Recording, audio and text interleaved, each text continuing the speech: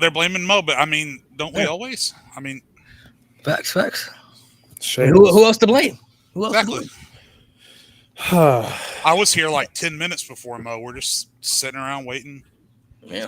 It's bullshit, Mo. You gotta get your shit straight. Mo has no decorum because he's got a studio that he's got to run. So Oh yeah. I'm at home, man. Mo, Chill on. Mo's like Mo's rich. Yeah. Mo's like Pinto when John Cena's getting his ass beat. We're sitting here trying to start the show, and he's just dancing his way over to the. Ketchup pulled a Jeff Hardy, bro. All right, ladies and gentlemen, welcome back to the No Name Wrestling Podcast. Narcolepsy Boy 94 here, Malik, Mo, G, Jade, all in the cut. Shout out to Lewis, who will not be here today. Nate is going to pull up a little late, but we're going to dive into the Night of Champions recap, talk some things, that everybody wants to talk about and stuff. What a weird show. We'll dive into some of these conversations. Before we start, I'm going to ask a little random question to get everybody's perspective on it. One of those little things I did last week about, like the little 6 individual things. This is only going to be 4, though. So just breaking it down. This is just breaking it down in different categories. So just to get people's perspectives and opinions. So in terms of strictly popularity and impact, right? Just talking popularity and impact alone. How would you rank these superstars between Rey Mysterio, Jeff Hardy, Cody Rhodes, and CM Punk? Out of those 4. I know who's last. I know who's last. You for sure know who's last? I for sure know who's last. You said Rey Mysterio, Jeff Hardy, CM Punk, and Cody Rhodes? Cody Rhodes. Popularity and popularity impact and impact. It's popularity and impact. Both of them combined. I know who's last. Okay. Yeah, me too. Well, you can go ahead and give me a list when you're ready. I'm trying to determine who I want to put at 1. I think I would have to put, because I would weigh impact over popularity. Right. And that being the case, Jeff Hardy's got to be at the bottom. He was super popular during his run, but because of how inconsistent he was, and I mean, his reigns were nothing memorable except for the fact that he won them. The start of them was memorable. Okay, so to be clear though, we're not just counting WWE though. We're talking just everything. Like, we gonna get there. I'm gonna let Jay finish, but I know we're counting everything. Just to be more clear, in case people want to change their perspective, we're talking everything. So we're not really talking about. Yeah, we're talking about if they did stuff in TNA or whatever. Right. Tag team accolades. Yeah, and I guess his tag team impact is up there.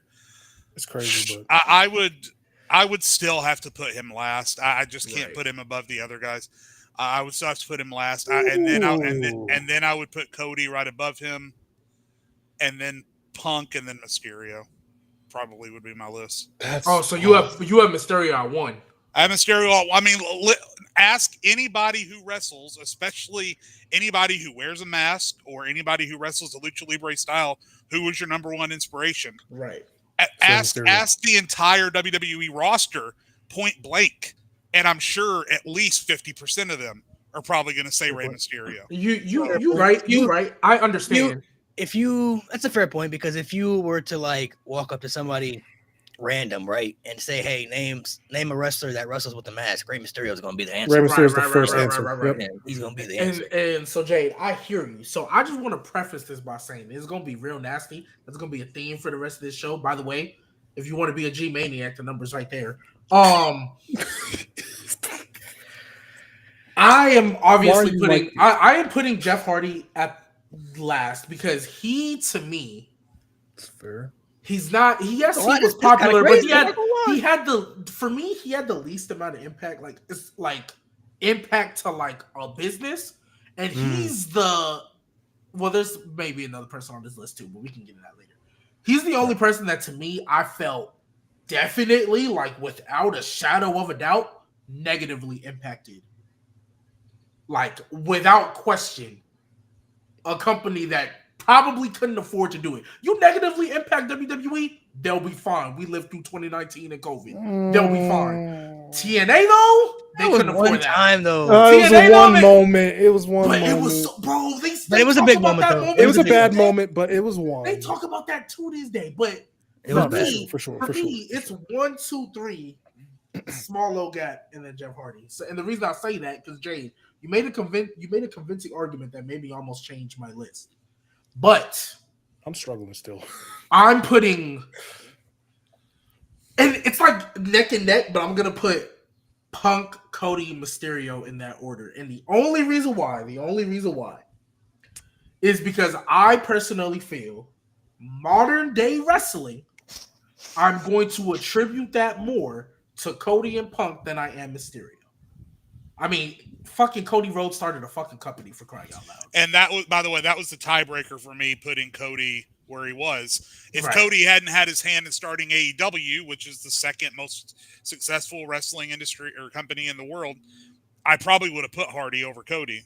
But Right, because I would have Cody's too. hand in starting AEW, then that. Right, I would, and I would have too, honestly, because at first I was gonna like, oh yeah, but then I was like, oh no, Cody got AEW. I gotta give him that because I mean, shit, AEW, and they cooking right now. They on a little roll right now. So, and we obviously know what 2021 was. That was like elite peak right there. So I'm gonna give him that. Only reason why I put Punk one, I know Jay, how you feel about all that, but to me, I feel like Punk at the time of his little height of his popularity, even though he wasn't maybe necessarily not the direct cause, I feel like he definitely sparked that whole kind of movement of, yeah, we're kind of tired of this. We want something different. No, he's now, the direct cause. He now obviously it took 10 years to the day of him cutting that pipe bomb for Vince to finally be packed up out of there.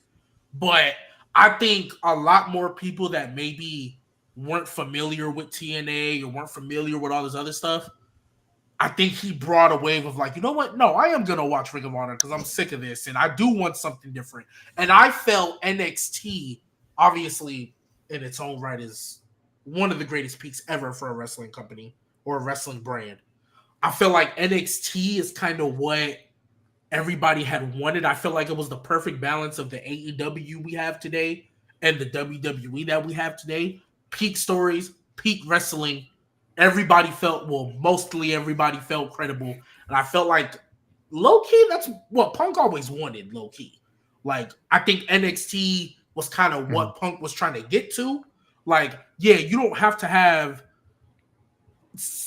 be 6'6" and benching 5 plates to be a top star in the company. You can be a credible world champion and fit up under the door when the door is closed. Like, so let's see what Mo has to say. You brought up a good All point right, about CM Punk. yeah, there's some good points, man. CM Punk is definitely one of the most popular superstars we've ever seen. I mean, I don't know any other wrestler you can name that was gone for a decade and they still chant his name and people seem to never get tired of it. You know what I mean? And he got two of the biggest returns ever. Like 2 of the biggest returns in 2 different companies. People cried in both scenarios. So that's an interesting answer. Mo, who you got? Oh my god, I think I'm gonna agree with Punk at 1 to jump on G Baby's point. He basically hit the nail on the head. I think Punk is just those 3 weeks in the summer of 2011 alone revolutionized the business entirely. There are so many people that pinpoint Money in the Bank 2011 to them coming back to pro wrestling. Like, his popularity is so crazy. Someone said it in chat. They chanted his name for 10 years straight. And there was a point where that man had no interest in coming back. So I'm going to go Punk at 1. Fuck. I'll probably put Cody at 2 just because he started a new company. That's just, he gave a whole new lane for new wrestlers to have a major wrestling promotion to go to that doesn't have to be WWE. So I'll give Cody 2. I think you're underestimating Jeff's popularity. I'm not gonna lie. That's why I'm kind of surprised. I'm looking at Impact though, and I'm like, what? Impact your main criteria. I hear you. Yeah, that's why I was with Jay because he said he weighed Impact more heavily, and I do too. So okay, because at their peaks, I mean, you're splitting hairs if you're trying to. For sure. In my opinion, you're splitting hairs when you're trying to level who. But I think we're talking. If we're okay, I think we're talking Impact too, though. Like Jeff Hardy is one of the most beloved wrestlers. Like from our era that we grew up in, there were people really don't even watch it, still talk about him. Like 2 people that people wanted to be like. If it wasn't John Cena, it was Jeff Hardy. It was one of the 2. Yeah, but Rey Mysterio was one of one. I'll put it to you this way: if you ask anyone who grew up in the Attitude Era, who was your favorite tag team, the votes are going to be split 1,000,000 to 1. You're going to have 25% saying DX, 25% saying the Dudleys, 25% saying Edge and Christian, and then the rest are going to be saying the Hardys. But again, you walk up to someone and say, who's the best masked wrestler? Who's the best luchador? Who got you into wrestling? Ray. Check the boxes. So I don't. That's just how I'm. Listen, and again, I am not. I was there for it live. I am not doubting Jeff Hardy's popularity, but I think you also have to take into account that the reason it didn't work out long term for Jeff Hardy is because of Jeff Hardy. It's nobody's fault but his own.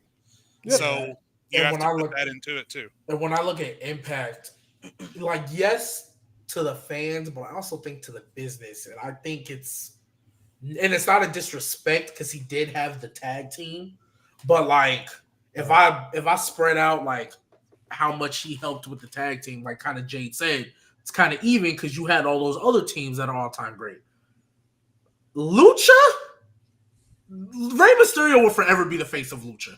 Like no question. Yeah, he forever be the face. Cody, he's the face of the company now, and he started a company before. CM Punk, whether you like him, whatever the case, for a minute, I feel like was the face of like of Revolution and all that stuff. So I know, Jade. I know. I want to Jade throw is that something out there. else, bro. I'm a generational hater. I know. I feel like Jeff Hardy's critiques, though, also, I feel like that you can make the argument that just make people root for him even more. That made people inspired to like him even more. Yeah, but he does have the tag team impact, but I think as a singles guy as well, like we said, that 3-year period where he was in WWE as a singles guy was like what made him so popular, made him this popular guy that we all know him to be, like the guy that people wanted to be. You know what I'm saying? Like the problem with Jeff Hardy. Here's the last thing I'll say. Here's my problem. Here's my problem with Jeff Hardy. Not to mention the extreme shit too. People jumping off houses and shit because of Jeff Hardy. Like, yeah, like I see TikToks all the time. Like when WWE says, "Please don't try this at home," they're talking about Jeff Hardy. Don't jump off that ladder. Don't do that. Don't climb that tree and jump on the trampoline or something. Don't do nothing crazy. Even though we still all did it. You know what I mean? Like we still all did stuff like that, but. I was maybe because like the people that I grew up around, that was just the people that I grew up with. Like you either was a John Cena fan or a Jeff Hardy fan, and a lot of my friends were big Jeff Hardy guys. You know what I mean? So they was always doing the crazy, stuff that we were never supposed to be doing and stuff like that. So, but I mean, you're not wrong about the Rey Mysterio argument. It's not. Well, and see, that's another part of it too. And again, yeah, for chat, anyone who's saying, "Oh, trash list this, trash list." There's a reason that Malik does these lists. It's because they're impossible to separate. They're like neck and neck. That's what makes the conversation so interesting. That's number one. Number two, and again, we joke about it, right? But the age difference between me and you guys, and again, I turned 35 in August. How old are you guys? Yeah, I turned 35 in August. We're not even 30. I'm about to be 23. I'm about to be 23. So while you guys were growing up, and it was a conversation of who's your favorite, Batista or John Cena, or who are your favorite tag teams, the Hardys or the Dudleys or whatever. Mm-hmm. I was watching WCW in its heyday, and I was watching Rey Mysterio. And I would invite you guys to go back in Peacock and go back and watch the episodes of Nitro in 96, 97. And then even after he demasked, because I think after he demasked in WCW, he got even more popular. Yeah. And so I would invite you to go back and watch those old episodes of Nitro and watch the reactions. Now, the crowds weren't as large. The crowds weren't as energetic because it was just a different time. But there was nobody more over in its prime in WCW. And then, I mean, of course, you take into account the 05-06 run with everything that happened there. But I don't want us to discount how popular he was in WCW because you guys weren't there for it. But I was there live for that, and I was live for everything else. And so that may be what goes into it for me when I'm putting let's let Mo Larry. So let you finish your list. And we'll move on. I probably. What's your order? Yeah, I'll go Punk, Cody, Mysterio, and Hardy at the bottom. I'll go with y'all. Hardy at the bottom. It's so like. Okay. So one more time, everybody say the list one last time in order. I'll let you go first. I think I had Punk, 30's crazy. Cody, Ray, and then Jeff at the bottom. And Mo, yours is Punk, Cody, Ray. Yeah. Same list. Punk, Cody, Ray. Mine was Ray, Punk, Cody, Jeff. All right. Interesting takes. All right. Just wanted to get people's perspectives on that. I mean, it's interesting. What's your list though? We got to hear your list. Number one will probably be CM Punk for me. He was like the revolutionary guy of that time frame that people wanted, that was like anti WWE, that was never like the look that represented the company that you knew was like the typical look type guy. He was like the anti WWE guy. So, and CM Punk was actually the first guy to make me root against John Cena. Money in the Bank 2011 was the first time I ever wanted John Cena not to win a match against somebody else. So I rooted against Punk so hard. I would probably say Punk, then probably Rey Mysterio because of the Lucha Libre impact, and then probably Cody and Jeff Hardy. So one thing I want to say, I was biting my tongue a minute ago because I was trying to let everybody finish. And this is, listen, maybe it's just the haterade talking. It is. Can we pump the brakes just a smidge on the credit that we're giving CM Punk for what he did? Nope. No. The pipe bomb was a tremendous promo at the time for what it was. Mm-hmm. Last I checked, and I'm happy to Google and check my resources again, CM Punk didn't create NXT. CM Punk wasn't even around when guys like Owens and Balor and Shinsuke and Sammy and everybody were coming on board. And when we're talking about CM Punk, how much of that had to do with the man and how much of that had to do with the product that was in front of us and what they would rather be watching? Okay. I think it's a bit of both. You have to, okay. If the material was better, you wouldn't have heard the CM Punk chants as consistently as you did. If they had made the right decisions with guys like Daniel Bryan and Damian Sandow and guys like that, you wouldn't have heard it as much as you did, because it all led back to CM Punk's point, his original pipe bomb. But I think that the seeds for what was going to happen with NXT were already being sowed when CM Punk cut his promo. I just want to be careful about how much I'm not saying that he didn't influence at all, but I just feel like the game show. I was about to say, I was just about to say that NXT was a reality show, and then it turned into a game show. Like it was like the first season of NXT. Yeah, that I thought that concept was actually fine. And then when they started turning it into game show, running around with kegs and whatever the case, I was like, all right, bro. Like we're like, and only thing I'll say is, Jay, with every civil war in history, every revolution, there's got to be a spark. Usually, if things are fine, there's no need for a revolution, or a civil war, because it's not like somebody came and took WWE over. It was an inner thing, right? If usually civil wars don't happen if people are happy with what's going on. That's usually how that works. So, Punk, in a sense, was that spark. He saw, and the Punk was basically kind of like, okay, I know I'm not the only one feeling that, but since everybody else seems too scared to do something, I'll be that voice of the voiceless, quote unquote. But I think it's fair to say, and you've heard a lot of wrestlers, ones that were up and coming, say like, no, CM Punk, like, he's my guy. He's the one that was like, man, I actually do want to see something. You know what? I'm not going to settle for this mediocrity they keep putting on TV. I want something better, right? I mean, yes, obviously he wasn't there. He didn't make NXT, and he didn't make these guys that we love. You know, he didn't make them. But if you change somebody's name for 10 straight years, like you can't. They're not chanting Stone Cold's name. I mean, they're doing the what, but they're not chanting Stone Cold's name for 10 plus years. They're doing the what. But I know Mo needs to get back in here, but let me say this. Okay, let's say just for a hot second that I'm willing to just hand over all credit for everything NXT ever did to CM Punk and bow down to the altar of CM Punk. Let's just say for a minute that I'm willing to do that. Mm-hmm. Even if I give CM Punk credit, if I say CM Punk is the one that kicked down that door for NXT to do what it did. Right. Did 2018 in WWE still happen? Did 2019 in WWE still happen? Did 2020 in WWE still? So Absolutely. ultimately, even if we give CM Punk credit for opening the door for NXT, up until 2022 when Triple H finally took over because they had no choice but to make Vince McMahon go away. Right. What ultimately did he really change?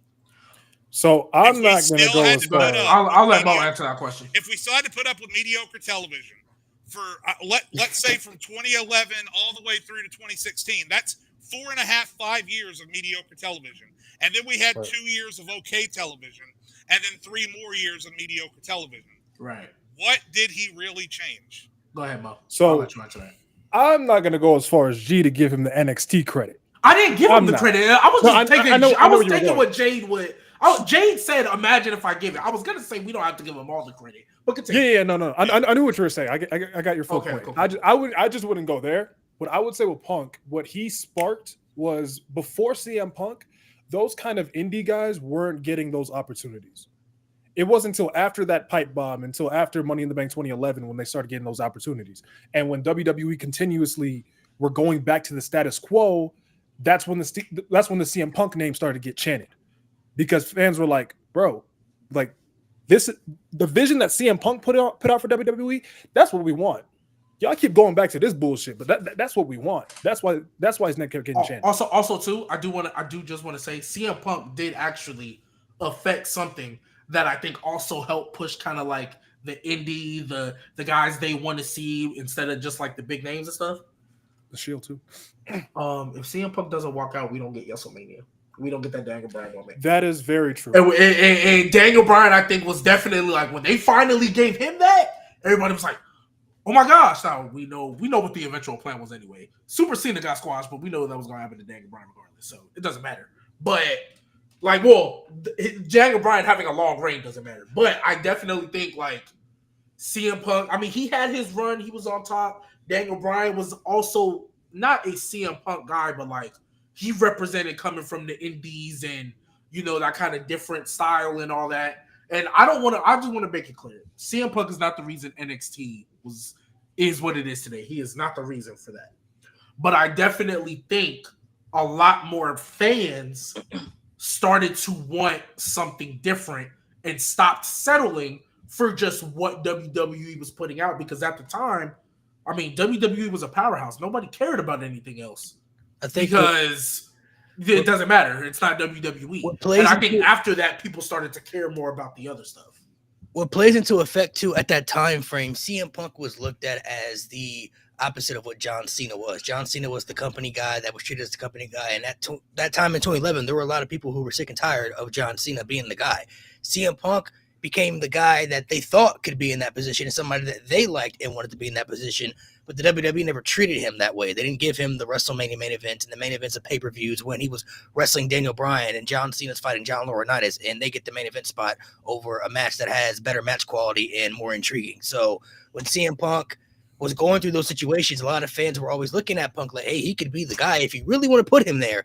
But WWE refused to put him there. He even told a story where when he was on the cover of the WWE 13 video game, he was never supposed to be on the cover. WWE didn't want him on the cover. They wanted Sheamus to be on the cover, but the video game creators demanded CM Punk be on the cover because he was the hottest thing in wrestling. He was the hottest guy they had. We want the best superstar. And replacing it with Sheamus we want the best superstar you possibly got right now in the company that's going to bring the most attraction to the video game, and that's CM Punk. WWE was hell bent on just we don't want him on that cover. We want to put Sheamus on the cover. They were trying to make Sheamus like one of the next big stars. So the WWE never saw CM Punk in the same limelight as the fans. Majority of them wanted CM Punk to be in that position when he was speaking up and saying stuff. Like CM Punk from that era, that PG era, was the first guy to really cut promos and say things that you didn't think were like scripted. Like, I don't think he's supposed to say that. Like, I don't think he's supposed to be talking about Triple H that way and Stephanie and Vince and the behind the scenes stuff. Like, it made it edgy and it made it intriguing in an era that was PG. So you're like, whoa, this guy he's going against the grain. He's doing a little bit something different. It made people intrigued. It made people interested. So, not the point, but the constant disrespect for Sheamus on this show has got to stop. Why on the cover? 2013? Yeah, in 2013. No, at that time, come on, bro. Not the point. You think the game came out. I love Sheamus though. I love Sheamus. Champion. What I will say though, to Malik's point is, one thing I do give CM Punk credit for absolutely is I do think he changed the promo game in WWE. I think it took a little bit to develop, but I don't think we have guys like Ambrose and Rollins and Owens cutting the kinds of promos that they did later on, or even guys like The Miz cutting promos the way that they did later on if Punk hadn't laid the groundwork for, oh, okay, so we can get away with that type of shit. Okay, cool. Right. I'll go ahead and start doing that stuff. And then again, just for the record, by the way, and I've said this before, regardless of the haterade that I drink daily for CM Punk, the Summer of Punk is maybe their biggest fumble of all time. So if they handle the Summer of Punk correctly, give him the main event he wanted that next year that ultimately he deserved for the work he was putting in, Punk is number one by a long shot because I think he never leaves WWE. I think he ultimately has as big of an impact on WWE as I think he would have taken the place of John Cena. I think he would have taken that torch and been the lead guy in the company for the next 10 years after that. If they had handled the Summer of Punk. I think CM Punk showed a lot of people too. This is also go behind the scenes stuff that we don't see, but when you're valuable to the product and you know you're valuable, it's okay to speak up and show your worth. You know what I mean? Like, hey, I know who I am. I know what I bring to the table. I know that I'm valuable to the product.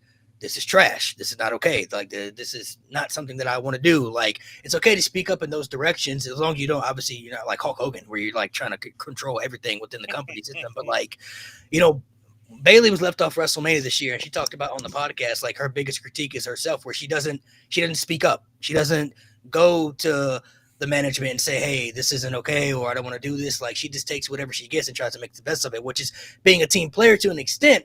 But CM Punk is showing like, hey, it's okay to know when something's not good. If it's not good, tell them it's not good. Like, this is not a good idea. Like, we should go in a different direction. Sometimes the wrestlers are right, sometimes the wrestlers are wrong. But I think he was also showing that side of there's things that go on that people don't see. And when you're able to get to a certain height and you know your worth and your value, it's okay to speak up and, you know, use your authority when you have certain stroke like that, because there's a lot of wrestlers who got that, you know what I'm saying? Like CM Punk speaking about like, hey, I know that guy over there, you wouldn't give him that idea because he would never do it.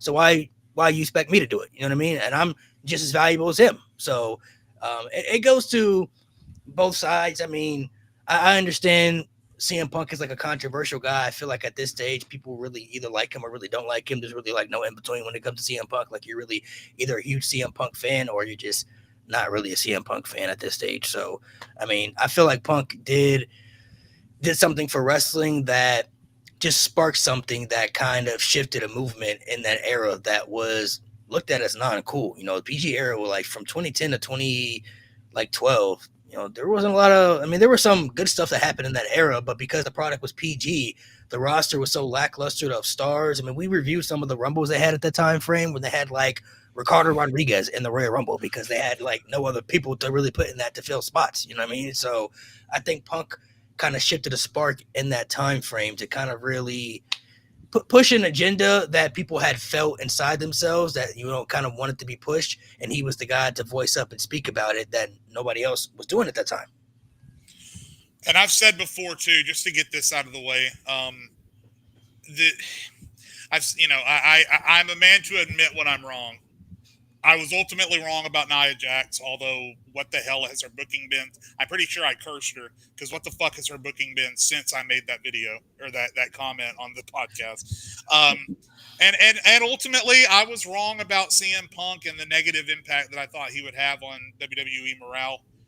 He's been fine, obviously.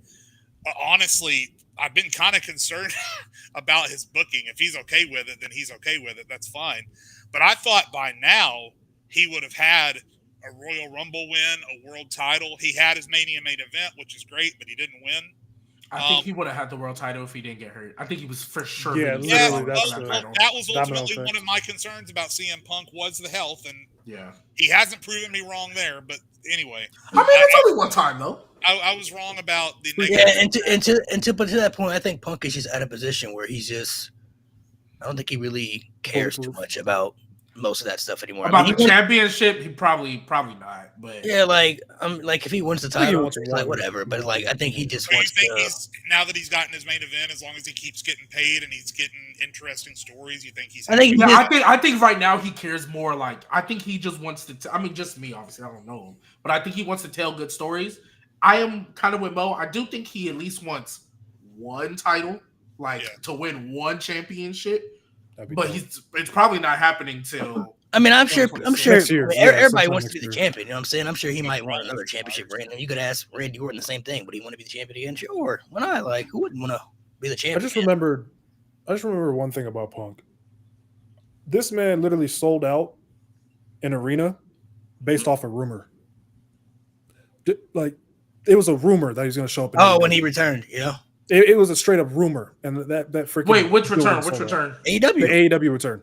Bro, I'm not gonna lie. That's a rumor. I'm not gonna lie. Was it not a rumor?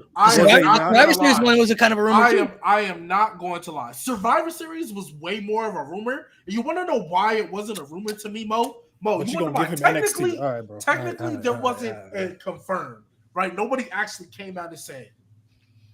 But these motherfuckers had a whole the first dance. Yeah. And it wasn't even the first episode of Rampage. No. If it was the first episode of Rampage, and bro, if it was the first episode of Rampage, Mo, all right, cool. They had 1 or 2 episodes already. Why are you calling it the first dance? And it was in Chicago. Like you're not fooling nothing, nigga. Right. The young was it not a rumor? Was it not a rumor? Yes or no? Bro. Yes or no question. Was it not a rumor? I'm gonna use your favorite phrase. Cool, hey, cool, I'm gonna use your phrase. That's all I said. I'm gonna use your phrase. It was a rumor. That shit was Mickey.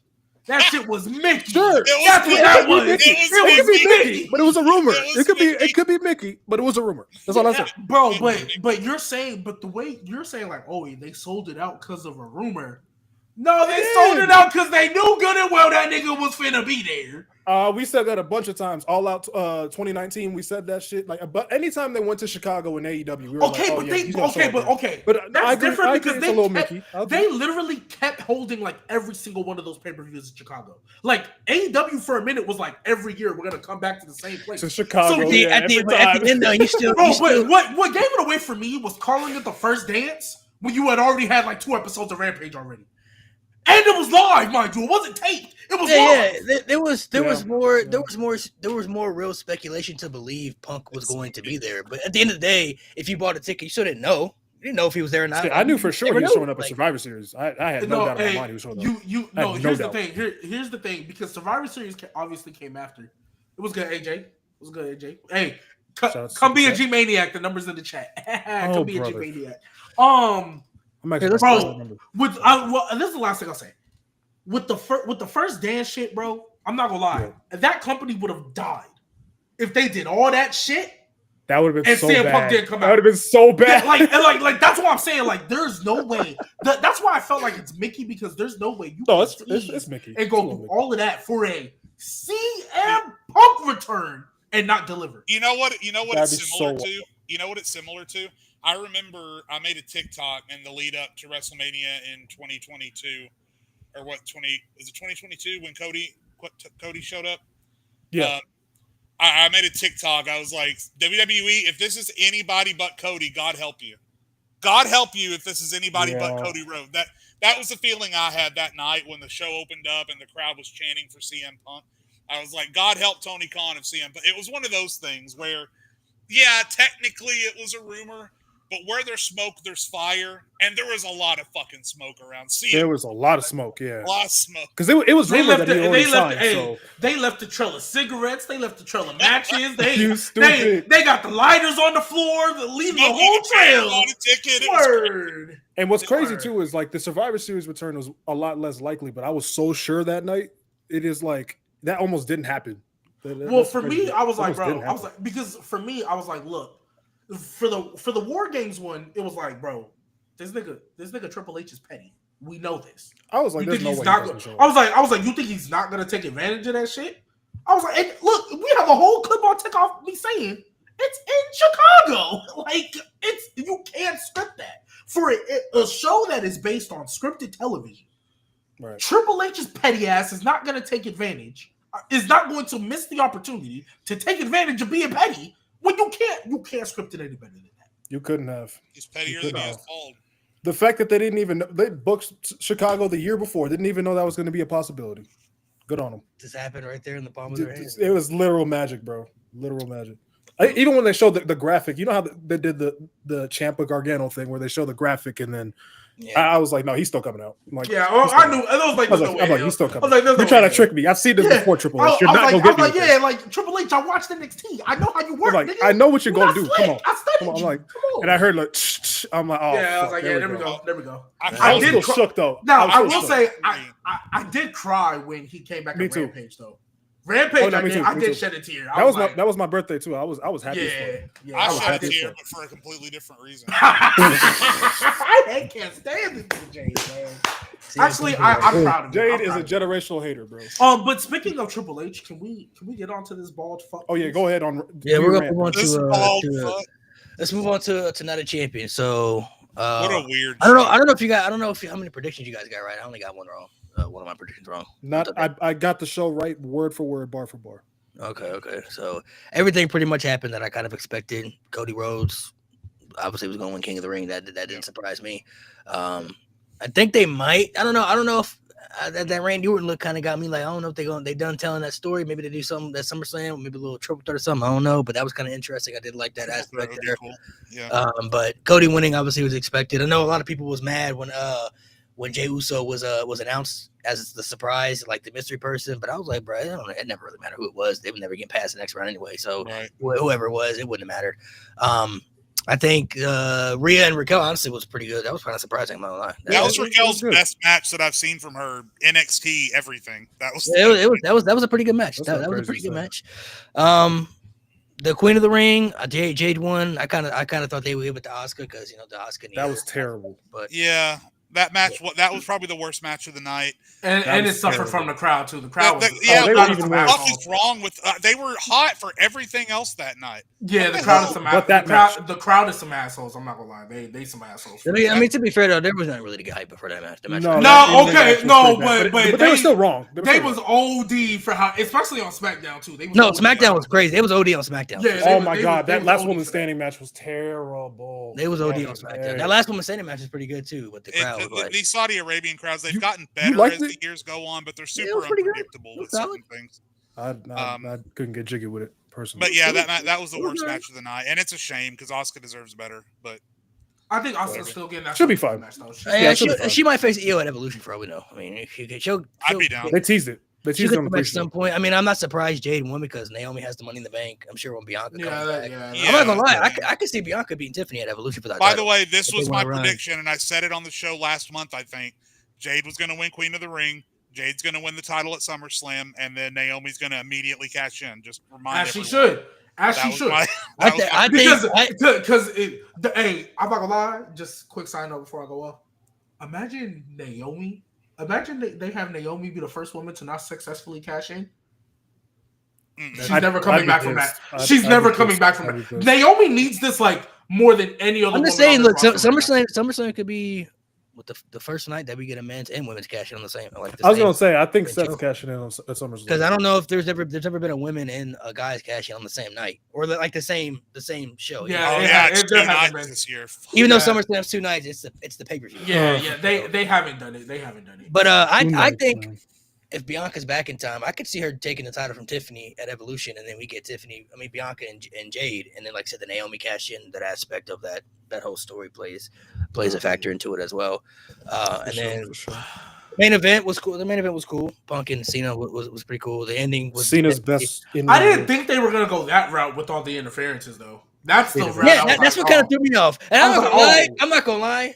Where is this nigga Roman Reigns at? Bro, God. Because I'm waiting. Like I'm thinking, like when Seth came out, he was taking his time. I'm like, this nigga Roman got to show. I'm like, they're about to hit Roman's music. Time, nope. And then they hit Pentas. I'm like, oh, all right, good to see you, but why? It was too good to be true, but it was too good. Good on to be Penta true. though. No, but like for a moment, you're thinking about it because like I'm thinking like, what if Roman comes out and then he maybe accidentally cost Punk the match, that could add on to some fire right there. I'm like, oh, okay, this makes sense. But then he didn't show up. I don't know what the aspect of Roman's going to be when he comes back because he ain't been on TV since the Raw after Mania. So I'm not exactly sure what type of factor he's going to play into it. But the Cena and Punk match was cool. I liked it. Like I said, I wasn't expecting the interferences. That kind of threw me off a little bit. But I genuinely, I got to say this, I genuinely do not see how people don't see how he's going after the WWE Championship. He has shown zero interest in that World Championship, and there are some people who literally think that Goldberg is going to be Gunther just so they can have Seth cash in and become the World Champion. I can tell you right now, they're not sacrificing Gunther. All people, who said Gunther, this, bro? the ultimate Triple H guy, for Goldberg, just for Seth to cash in. I firmly believe at SummerSlam, in the main event, whether they might, I think they might add Randy to make it a triple threat, but even if they don't, I think Seth is cashing in and taking the championship from Cody Rhodes, and they're going to play off, moving with other story aspects, which I will dive into a little later. I think there's honestly going to be some different directions that people aren't thinking about. They're going to go in, but I think I have the idea of from now until Mania of how things are going to kind of plan out. But I firmly believe he's going after the WWE Championship. I think for his character and story arc, Seth is all about, the vision of WWE, and he has, this idea of what WWE needs to be. And for that vision to plan out, he needs to be the top guy. The WWE Championship, we all know, that's like the top championship right there. So I think in his mind, that's the title he needs to win. Cena's been talking about how Seth will never cash in on him and everything. They're already kind of planting seeds for that too. So generally, I don't see him going after the world title. He's shown no interest, like no direction of even hinting it. Like, I think it's the WWE Championship that he's going to win. And let's be honest, that brand split don't mean nothing. So I know people want to talk about the brand split. The brand split doesn't mean anything. You can pretty much go wherever you want nowadays. Welcome to the dark Edge side. did it in 07. Edge did it in 07. The draft split hasn't meant shit since 2017. And they haven't even had a draft this year, right? They usually have the draft, but after Mania? I've seen they're going to do it after rumors SummerSlam. that they're going, after SummerSlam. They're going to just do get rid of the brand split. Just get rid of the brand split. Okay. All right. And then G wants to voice his frustrations about the Sami Zayn. Well, first off, none of us should expect Karrion Kross to win that match because he wasn't. Right. But for anyone who believed that rumor that Karrion Kross can't take a back bump, like, get your brain checked. The fact that you had to watch him take a bump on his back stop believing everything you see online, for fuck's sake. Unfortunately, you say that, people would will never listen to that logic. Honestly, that's why I just mute people on Twitter and keep it moving. Karrion and Sami was an okay match. It was better than I thought it was going to be. I know. I'm glad that Karrion finally got a PLE. That was his first PLE match since WrestleMania 40. Yes. Yeah, for WrestleMania 40. Yeah. It was good for him, a good little spot. I think Karrion's character is good enough to lose and still be interesting, if that makes sense. Like, he can lose matches and still make his character very interesting based off losing by playing the Puppet Master. So, but overall, I mean, the match was okay. I mean, I didn't hate it, but G has some things. He's about to explode. Go ahead. So, it's been 24 or a little less than 24 hours. So, originally, I was mad when I saw Sami get the pin, right? But Lewis, shout out Lewis, he said something in the chat that I was like, you know what? Realistically, he hasn't been on a PLE since WrestleMania 40. I haven't even seen him in a televised match in who knows how long, since he pinned Uncle Howdy. So, okay, the loss isn't the worst thing in the world. But if everybody takes their phone after you watch this show, don't leave during the show. But if everybody takes their phone or their tablet or laptop and goes back to Peacock and you watch the replay of this show, if you fast forward to an hour, 23 minutes, and 27 seconds. Hey, Tom stamped it. If you fast forward to an hour, 23 minutes, 27 seconds, you will see Sami Zayn in the pin against Karrion Kross, and through your headset or your headphones or through your speaker, you would hear Michael Cole say, "What a miracle!" A miracle's crazy. How is it a miracle to beat Karrion Kross? Oh, I didn't hear that. Oh, that's why a miracle. It's a miracle. If I hear one more motherfucker tell me that Sami Zayn got to overcome some adversity, I'm going to lose I've already lost my shit. Bro. You want to see an underdog You want to see a real underdog that after you've already overcome the adversity, you stop acting like one? Go look at Daniel Bryan. Y'all remember when Daniel Bryan, I just saw it today. Y'all remember when Daniel Bryan was talking to Cena in his promo and Cena was naming all these guys? Daniel Bryan said to this nigga, "Would you talk like those guys are better than me?" Yeah. They're not, actually, if you really fucking think about it. Sami Zayn, I'm going to say this again for those of you who do not follow me on TikTok or have not seen the video. This nigga Sami Zayn ended 2, not 1, 2 of what I call the longest ever. He ended the tag title reign that was the longest ever. He got the pin! In the main event of WrestleMania, mind you. That's how they ended the show. And then, fast forward 365 days. He beat Gunther. Gunther! The unstoppable, unbeatable, the nigga who holds championships more than he changes his clothes. Beat him. In a story that I always said shouldn't have been him anyway. Yeah, that was weird. But hey, they gave him the fucking win. And you know what he did right after he beat the unstoppable Gunther? Was acting like a fucking underdog to Chad Gable, the nigga who can't win shit. So here's my thing. Here is my fucking thing. If one more fucking person tries to tell me that this nigga gotta be overcoming some adversity, my nigga Karrion Kross, I love Karrion. I've been caping for him on the show. The Hellmaker. You had to overcome a rage bait? Because he said you'll never be world champion. That's what you have to overcome, my nigga? Oh, my God. I almost fucking forgot.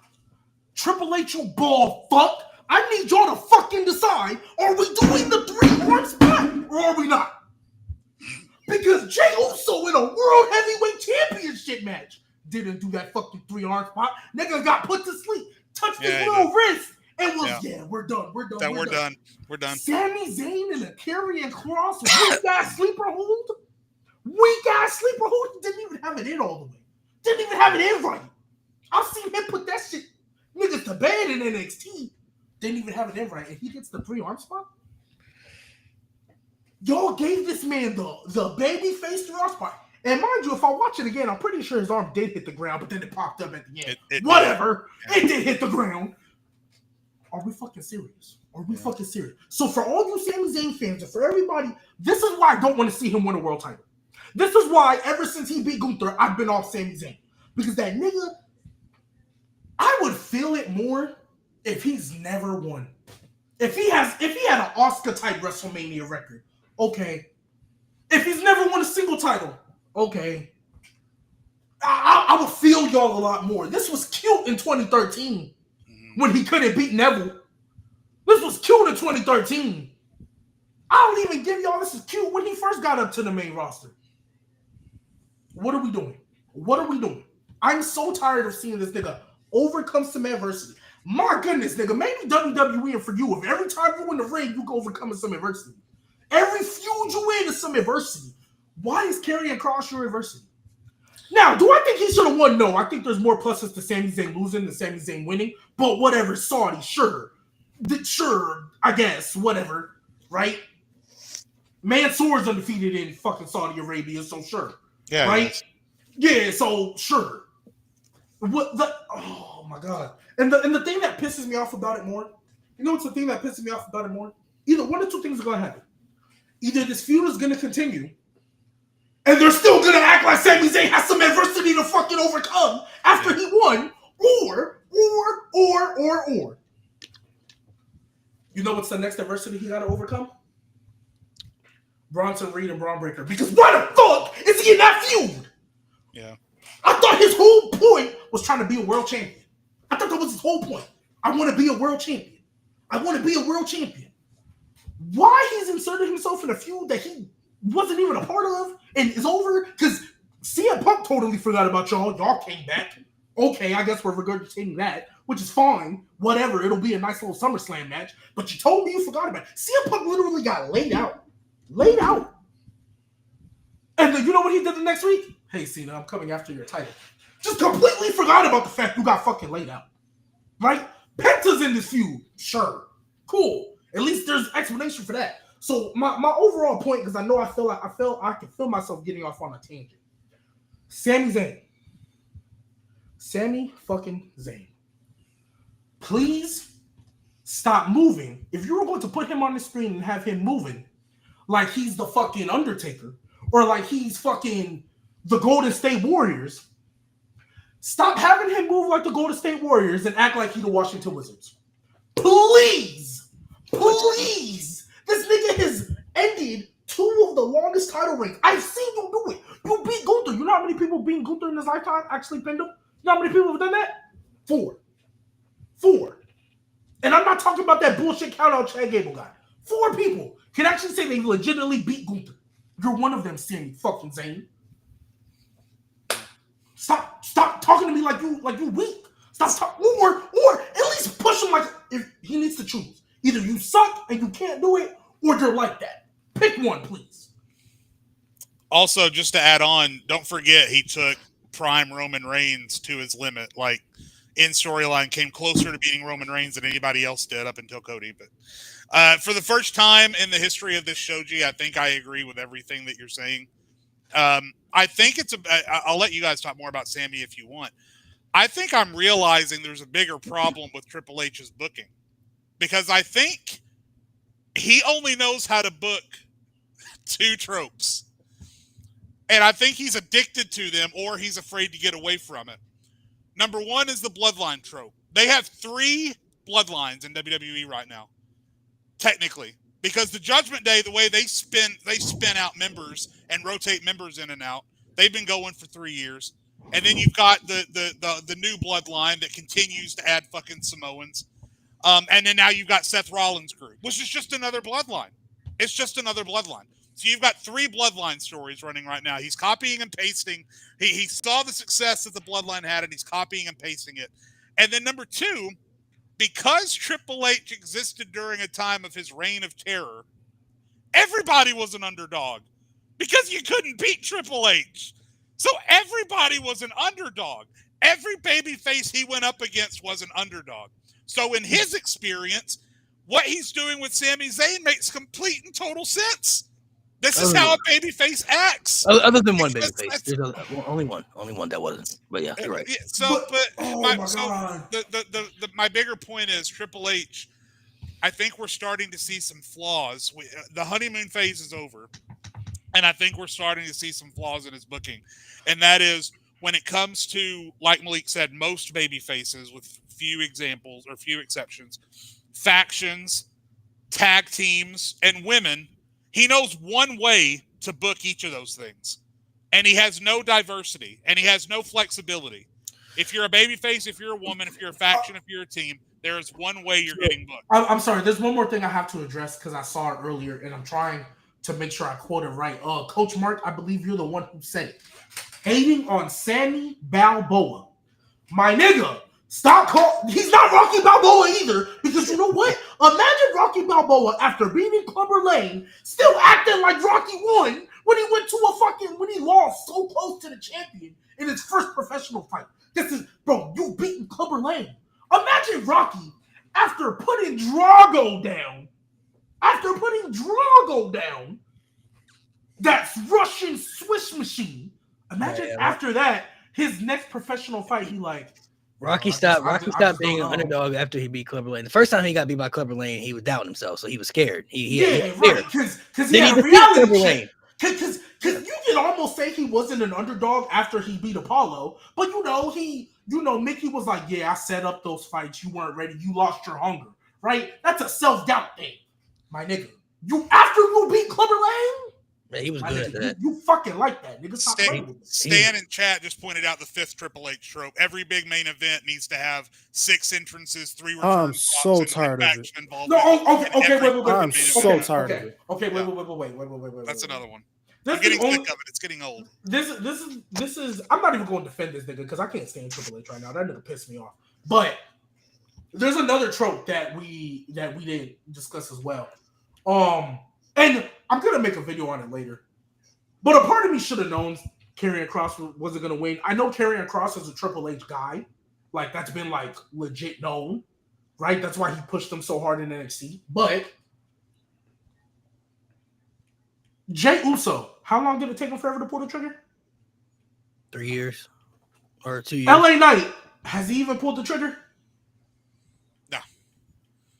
The only motherfucker I know in recent memory that came in under Triple H's watch was super hot and he pulled the trigger was Jacob fucking Fatu. And Braun Breaker. Even though but I mean, what's Braun Breaker doing right now? Oh yeah, he's with the other Triple H guy, Seth Rollins. And the difference is Braun Breaker's a fucking heel. I'm really starting to think that Triple H, he started. I don't know what happened after WrestleMania 40, but I genuinely think he is booking to say fuck you to the IWC. I think every week he says, "What does the internet say?" Okay, cool. I'm gonna make sure I piss him off. There's no way. Like, we're doing this on a consistent basis, and I know you watch the internet. You're very aware. You're not young, but you're too young not to be aware. Like, you're not Vince at the age of 80. Oh, how do you work this ticky-tacky thing? I think it's a thing too. People got to remember I think it's a Sami Zayn character effect. Triple H has always saw Sami Zayn as an underdog babyface character. It goes back to the NXT days. Sami Zayn and Bayley were the two people in that time frame from 2014 to 2016 in that particular time frame who could be really good baby faces to get real sympathy from the fans. Like, Sami Zayn would lose matches and people would feel sorry for him. They feel bad for him. You know what I mean? For some reason, he's continued to portray that through Sami Zayn his entire babyface run. I don't know why he still looks at Sami Zayn as the underdog when he's already overcome so much adversity and already done things to propel him up further. You know what I mean? Like, when Cody Rhodes finished the story, that was the underdog moment, right? He overcame the story. After that, Cody Rhodes was like, I'm the guy. I'm him. You got to go through me if you want to be in the top spot, right? Sami Zayn went the complete opposite direction. He did a whole 360. It was like he beat somebody that was very unstoppable and very, dominant throughout the company, but he didn't portray himself like as somebody he believed in, like as the guy. He was still trying to be like the underdog, and I have to overcome all this adversity and stuff. It's like, bro, we saw you do things that already told us that you overcame the adversity. You don't have to prove that you can overcome adversity. We've already seen it. We know you can do it. Do something different. You know what I mean? Like, prove to us that you're like that. Prove to us you're that guy. So I think, honestly, that's how they're probably going to lead up to his world championship run. I don't know if he's going to fight Gunther at SummerSlam or whatever, but I'm going to say here first. Don't be surprised. Next year in Saudi, Sami Zayn come in number one, go through the whole adversity of that Royal Rumble and win that whole thing. And here's the thing, because I knew that was going to come up. That's my prediction, by the way.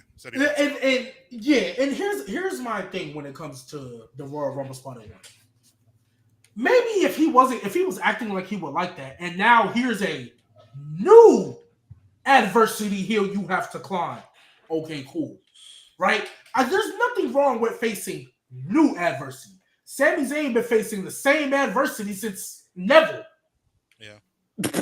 Everybody's fucking adversity to him. Also, fucking when it comes to Sami Zayn, this is why Triple H just put me on the writing staff, because I promise you would have no problems. I said a long ass time ago, when we were debating on who Gunther was going to fight at Mania, we all assumed it was going to be Chad Gable. But I think it was like right before we got to the Chad Gable Sami Zayn match to determine, right? Whatever that was. Or the gauntlet, whatever the fuck they did. I said, to me, if you want to tell this story of Sami trying to be a world champion, this is how you should do it. You already have the high of him coming off of main eventing WrestleMania. I'm going to keep saying that. Sami Zayn is a WrestleMania main eventer. You ended the longest title reign in WrestleMania. You should go from main eventing WrestleMania to not even being on the card for 40, and you can tell that story for a whole year, to then at 41, you win the world title. That is how that 3 Mania plan should have went.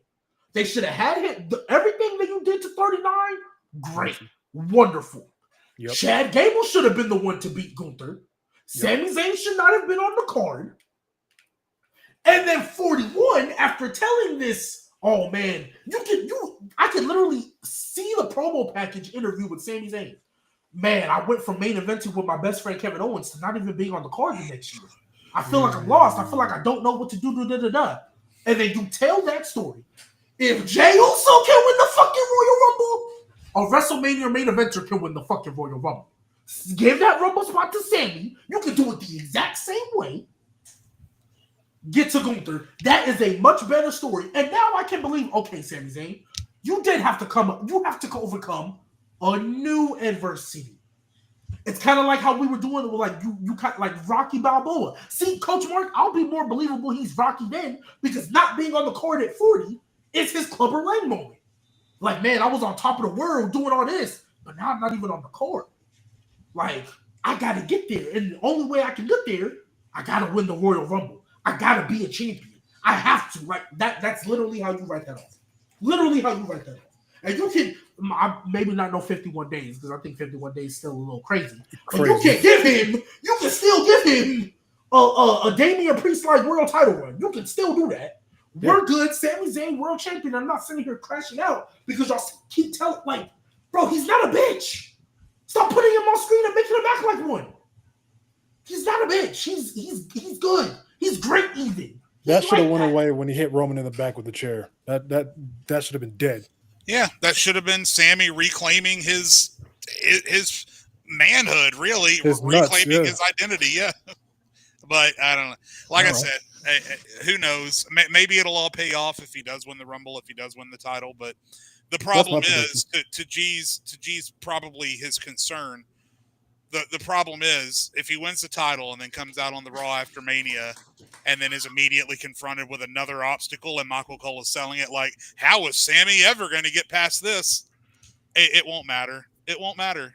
He called Karrion Kross. He called beating Karrion Kross a miracle. I didn't even hear that. That's crazy. Bro, go back and watch it because somebody told me that and I had to go rewatch it to make sure they were alive. I was sick. Was it when he hit the haluva kick? It was after. It was during the pin, like 1, 2. Sami Zayn with the win. What a miracle, or some shit like that. I was like, what? That's crazy. I was like, what? Not every. Oh. Okay. Not, bro, I swear, Michael Cole, he been trying to find that WrestleMania ever since he said it. Ever since he said that WrestleMania. I'm like, here's the thing, bro. He already topped it with Heist of the Century, bro. He need to let it go. You know what? I'm not gonna lie. That's his best call to me. Yeah, I'm not gonna lie. Michael Cole really had back-to-back elite calls, like elite. Like Heist of the Century, I'm like. And he been Finish the Story was a nice call too. Oh, that like I rewatched that this morning, bro. I cried again. Yeah, Finish the Story was an elite one, but hot take Byron Saxon's Kofi call was better than all of them. That's beautiful. That was beautiful. I mean, I'm not mad at that. I don't know if it's better, but it's definitely up there. I'm not mad at that. It's definitely up there. Because you can feel the emotion from Byron with that. And it's up there with Jim Ross to Triple H, you son of a bitch. Yeah. Nah, Jim Ross's call on the Austin heel turn. He shook hands with Saint himself. Stem Cell Zayn is crazy. Stem Cell Zayn is crazy. What? Stem Cell Zayn. Y'all are stupid.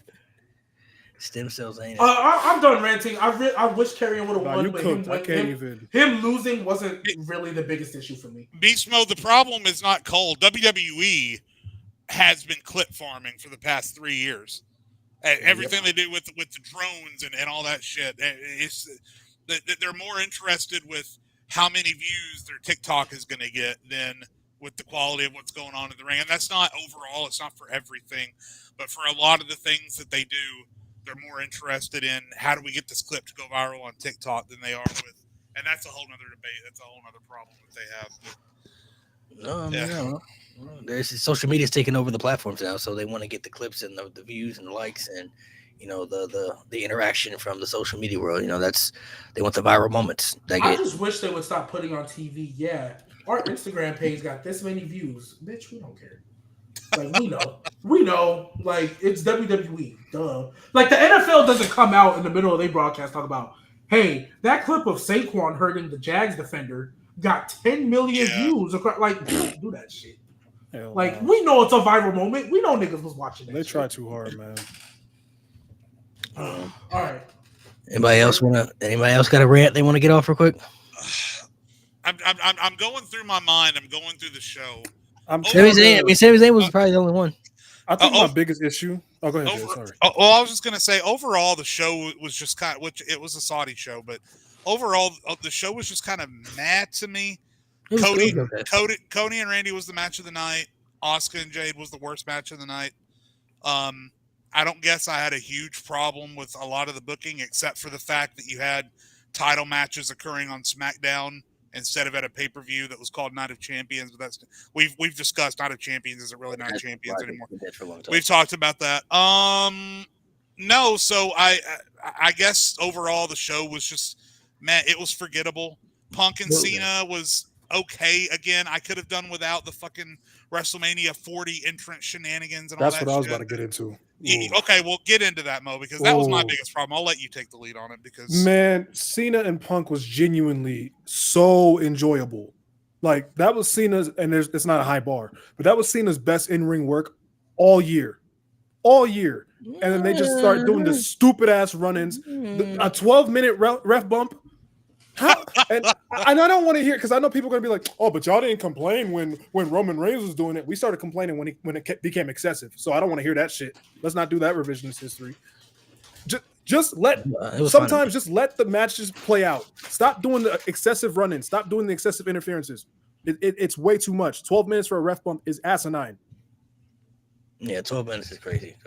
Shout out to That's Charles worse Robinson. Triple H Undertaker WrestleMania X7. He's in his 50s. Like, holy hell. They replayed the WrestleMania 24 run. I understand where y'all are coming from. I guess my thing is I don't really care about interferences if I know it makes sense for what you're setting up. So me, I've been saying for when Mania 41 hit and we got the Seth turn and all that, right. Malik was like, oh yeah, we might get Seth Rollins versus Roman Reigns or Roman Reigns. I was like, no, Seth and CM Punk, because they still haven't had their third match. Because Punk pinned them the first time and Seth won because Roman Reigns interfered in steel cage. I was like, they still haven't had their third match. I know WWE. They don't like to leave things tied. They're going to have a third match. That's SummerSlam for you. That's what I said. I was like, that's easily SummerSlam because, well, no, originally I said Cena and Punk were going to go SummerSlam. That's what I thought. But I was like, after Seth and them finished. But once they didn't do the third match, I was like, okay, they're pushing it out to SummerSlam. So for me, it makes sense. I thought it was weird how Seth Rollins didn't interfere at all in the lead up to the Punk. Like there was no segment or nothing. He was just dealing with LA Knight. So to me, this always was the plan, right? I don't think Seth is going to fail to cash in, but I mean, well, I don't think he's going to fail it anymore. But to me, they're setting up Seth and CM Punk because I don't know if LA Knight has a real injury or it's a kayfabe injury, but Seth versus LA Knight doesn't hit the same as Seth versus CM Punk at SummerSlam, especially because it's 2 nights. So the interferences to me, the only thing I don't like is that Sami Zayn is the one that keeps interfering. Like, why are you the one interfering? You have a feud. You're in a feud. And that's why it also pissed me off. He's been so distracted with everything else. Karrion Kross should have been able to take advantage of it. That is fair. I'm still not, two things on that. I'm still not 100% confident that Seth isn't going to fail his cash in. Because I would be so mad. The fact that they're keeping Roman so far away to try and make us forget that Roman is out there sort of is giving me cause for pause. And LA Knight, I'm pretty sure they're just giving him time off. I mean, dude's been wrestling every week for the better part of 3 years, 2 or 3 years. So I think LA Knight might just be getting some time off. But I still think there might be a 50-50 shot that Seth fails that cash in. Yeah. If it's because of Roman, that would be hilarious. But I think Seth is going to successfully cash in because I think they're telling the story of he's turning slowly into the two guys that he hates the most, and that's Roman and Punk. Exactly. So I think he's actually going to win, which is going to allow him to have the control, and then Roman is going to have to try to take it all down. Who takes the title from Seth? CM Punk. Not Roman. Or Sammy at WrestleMania. I think next year's WrestleMania is going to be Cody and Punk for the title, and I think it's going to be Roman and Seth at WrestleMania next year. That's what I think they're going to do. So if you think it's going to be Cody and Punk, do you think Seth is going to have a small reign? I think Punk will probably win it like in Saudi. like at the Rumble or something, like in Saudi Arabia or something like that. Like, so you think Punk beats? You think Punk is going in as the champion? No, Seth will go into Saudi as the champion, but no, Punk going into yeah, Punk will go into Mania as champion, and Cody, I think they're taking Cody a step back from the title picture because he's bound to be champion again, right? He's going to be the champion, but he needs another big opponent for WrestleMania next year, and they've already kind of dabbled into the Punk and Cody stuff. That's bound to happen. I feel like Seth is going to cash in at SummerSlam, which is going to not only take the title from Cena, but strip the championship from Cody. And I think Cody will then have to go back to square one, where he's going to have to go back to the drawing board and have to figure out how to get back to the championship and get back to his top spot. Maybe that's a story with Randy Orton they could tell for the rest of the year, but they're going to have to build him all the way back up to Mania. And then for Cena, he's already turning slowly back into a babyface. I think him losing the championship is going to start to have him have a change of attitude because he was on this quest of doing something bad, and now he's not the champion anymore. I think it's going to do a whole 360 for his character arc for him to get back to that babyface, run, because his babyface turn might be bigger than his heel turn, if we're being honest. Like, people are waiting for it, and that pop last night just by shaking CM Punk's hand, bro. Like, they ready for that. I think they knew the meme was coming. Yeah, they ready for that babyface turn from Cena. I think they're going to build up for Seth to be champion for a bit for the rest of the year. And then CM Punk takes the title from Seth Rollins in Saudi. And then I think that's going to lead into the Roman and Seth story too as well, because Roman's biggest kryptonite has always been Seth Rollins in WWE. Seth destroyed the Shield. Seth has always beaten Roman in big, high-profile matches when it's mattered the most, Money in the Bank, Royal Rumble. Even when Roman retained the championship, he wasn't able to beat Seth Rollins convincingly because Seth had the mental edge over Roman when he got inside of his head. The WrestleMania main event this year, when CM Punk was involved and everything, he stole Paul Heyman from him. Like, I think that story is going to culminate at WrestleMania, and then they're going to tell the story of Cody and Punk for the championship, where Cody eventually gets the title back and gets. So, I hear what you're saying, and Jade and Mo, you're probably not going to like hearing this. Oh god! But I think SummerSlam, that main event, I think we're getting all the bells and whistles again. Because here's what I think. I think Randy Orton is turning heel on that show. Oh, okay. I think Randy Orton is turning heel on that show. And so if they don't do the triple threat like they were kind of alluding to, I wish they would have done that.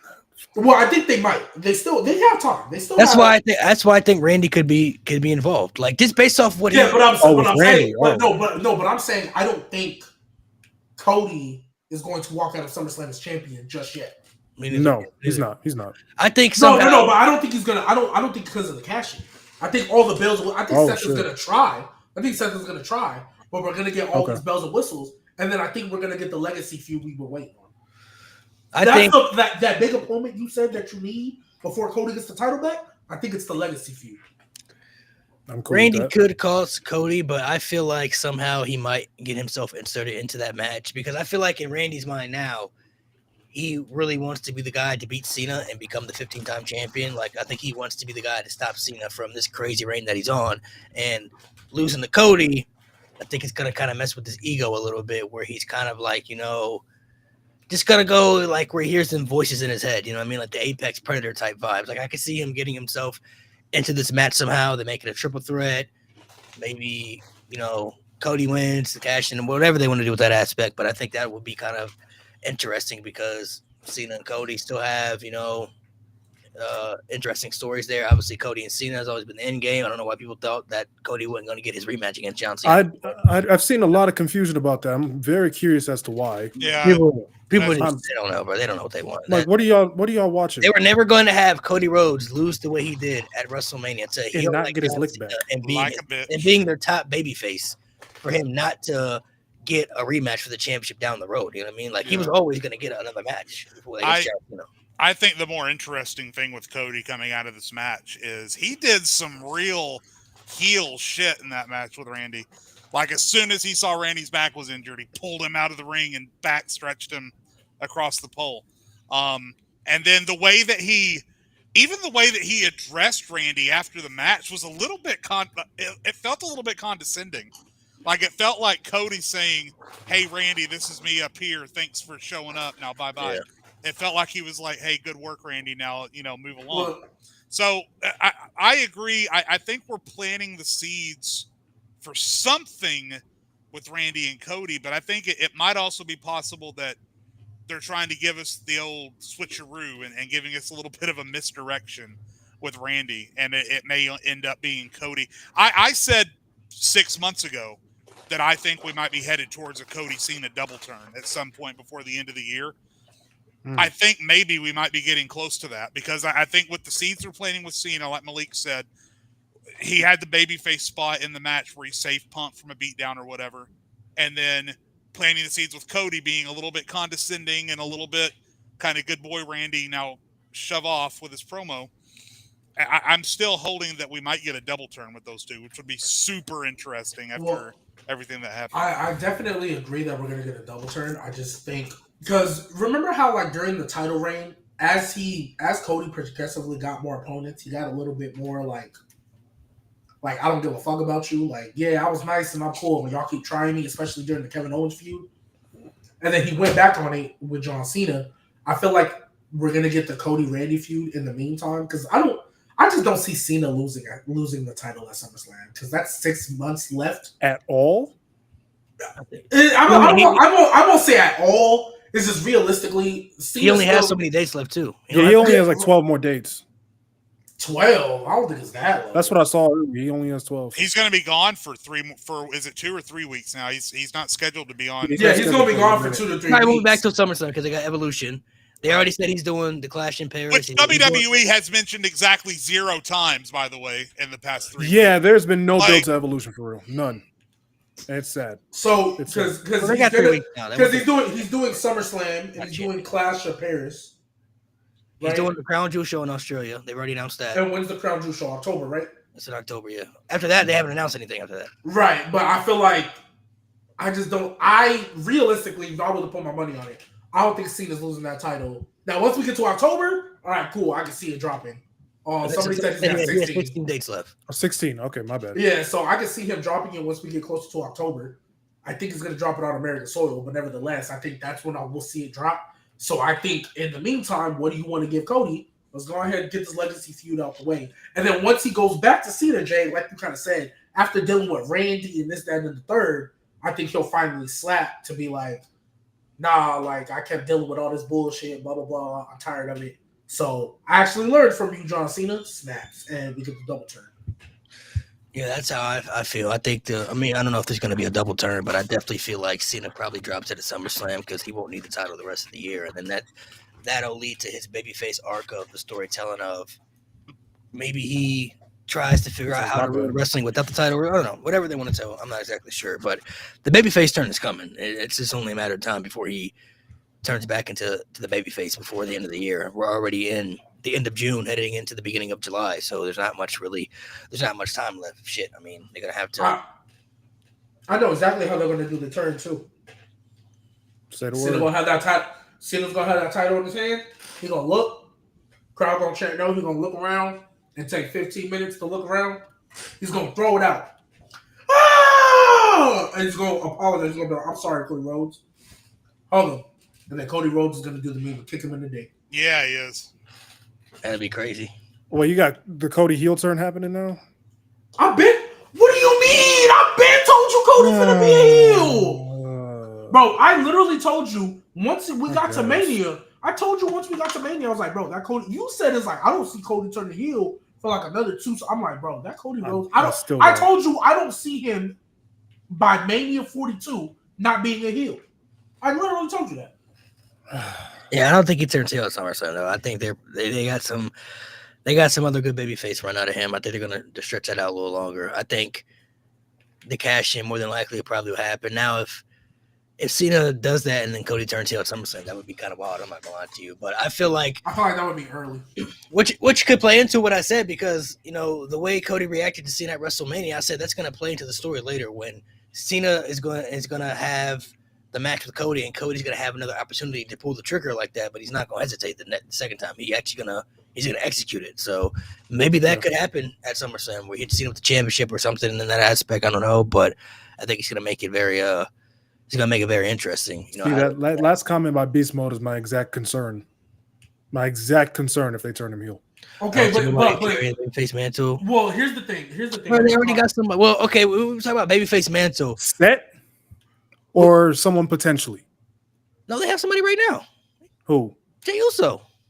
Oh God, I did not think that's the name he was gonna say. Don't Yeah, mind that's him. the only guy. No, don't mind him, chat. I'm My not gonna friends, lie. what's No, wrong no, with no. you? Hold on. So when we say babyface run, are we talking about somebody who can replace him as the guy, or just be As the top babyface? face, as the guy, But as no, the but number one. okay, but wait, Yeah, so wait. Jey Uso won't be the top. He won't be the face of the company, but their top babyface easily could be. But here's the thing, Cody Why Rhodes. can't CM Punk do it? I was just about to CM say Punk's it. another All one. right, that's a better name. No, because I was gonna say Cody Rhodes is not gonna be a heel for a long time. He's still gonna be your face of the company. He's just gonna have a little heel run, and in the meantime, you got CM Punk, who I don't see ever turning heel in this run with WWE. He better not. What's the point? Well, because at least Cody, we gotta see one. CM Punk, I've been there, done that. We're good on that game. We're good. Not gonna Your hit heel until run, your heel run was an AEW. That was your heel run. We're good off that. His whole life. Right, but that's what I'm saying. Like, yeah, Jay. Yeah, if we're talking, but he can. They got CM Punk. Y'all love LA Knight. Y'all love Sammy fucking Zayn, don't y'all? The little underdog from the underground. Hell yeah. If we're talking somebody who's going to be their top babyface as like you're going to be the face of the company, like you're going to be the draw, then CM Punk would be that guy. Like he would be somebody you would put in the face of the company because that's the guy that's going to main event like WrestleMania. That's the guy that's going to main event your big shows. But if we're talking just the aspect of who could be the top babyface when it comes to merch sales, you know, for the little kids and everything, Jey Uso is literally that guy right now. He's literally the other guy right now besides Cody. I think Jey Uso is a solid. I mean, we hear it every week. You see it every week. No, hold on. Time out. I think Jey Uso is a solid 1B or a solid number 2. Yes, he's going to move merch. Right. Yes, the live crowd loves him. Yes, the children love him. Those are big parts of it.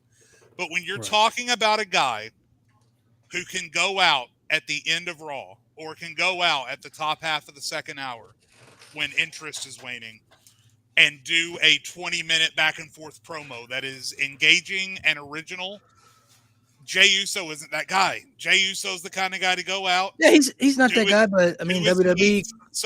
But that's my problem. CM Punk can do that. I think LA Knight, if given the opportunity, could do that. But who knows what they're going to do with him? Yeah.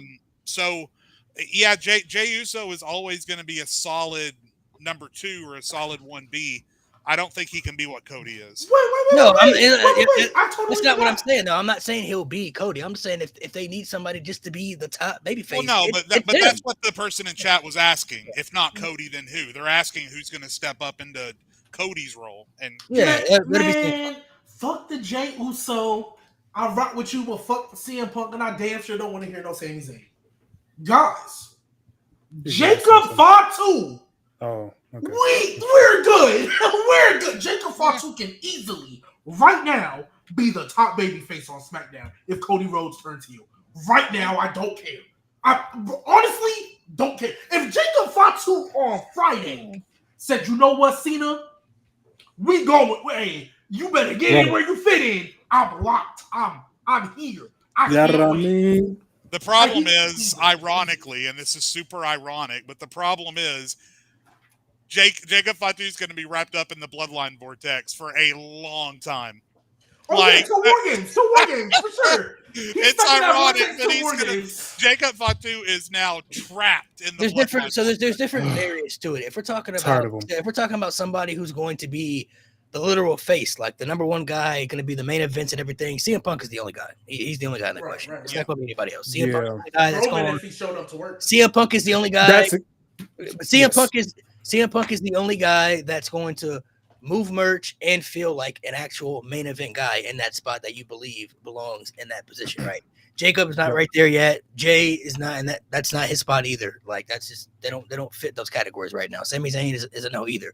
Punk would be the only guy right now that would fit in that spot.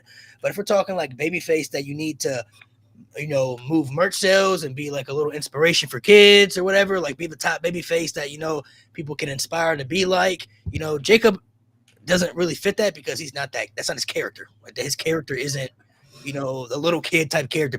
He's a character for everybody. Like for the adults and everything, he's not stop. He's not no little kid character that people go. He's not gonna cape for that. No, he is not a little kid character. That's Jey Uso. But he can definitely inspire little kids to be that motherfucking nigga. He can definitely inspire them to What be is that it? motherfucker. 1999? Yeah.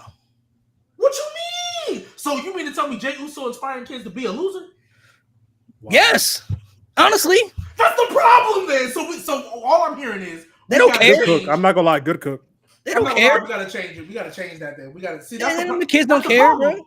They That's gonna like somebody like that because they want to be just like him. They don't care. So they want to be like losers. That's the problem. That's that Vic.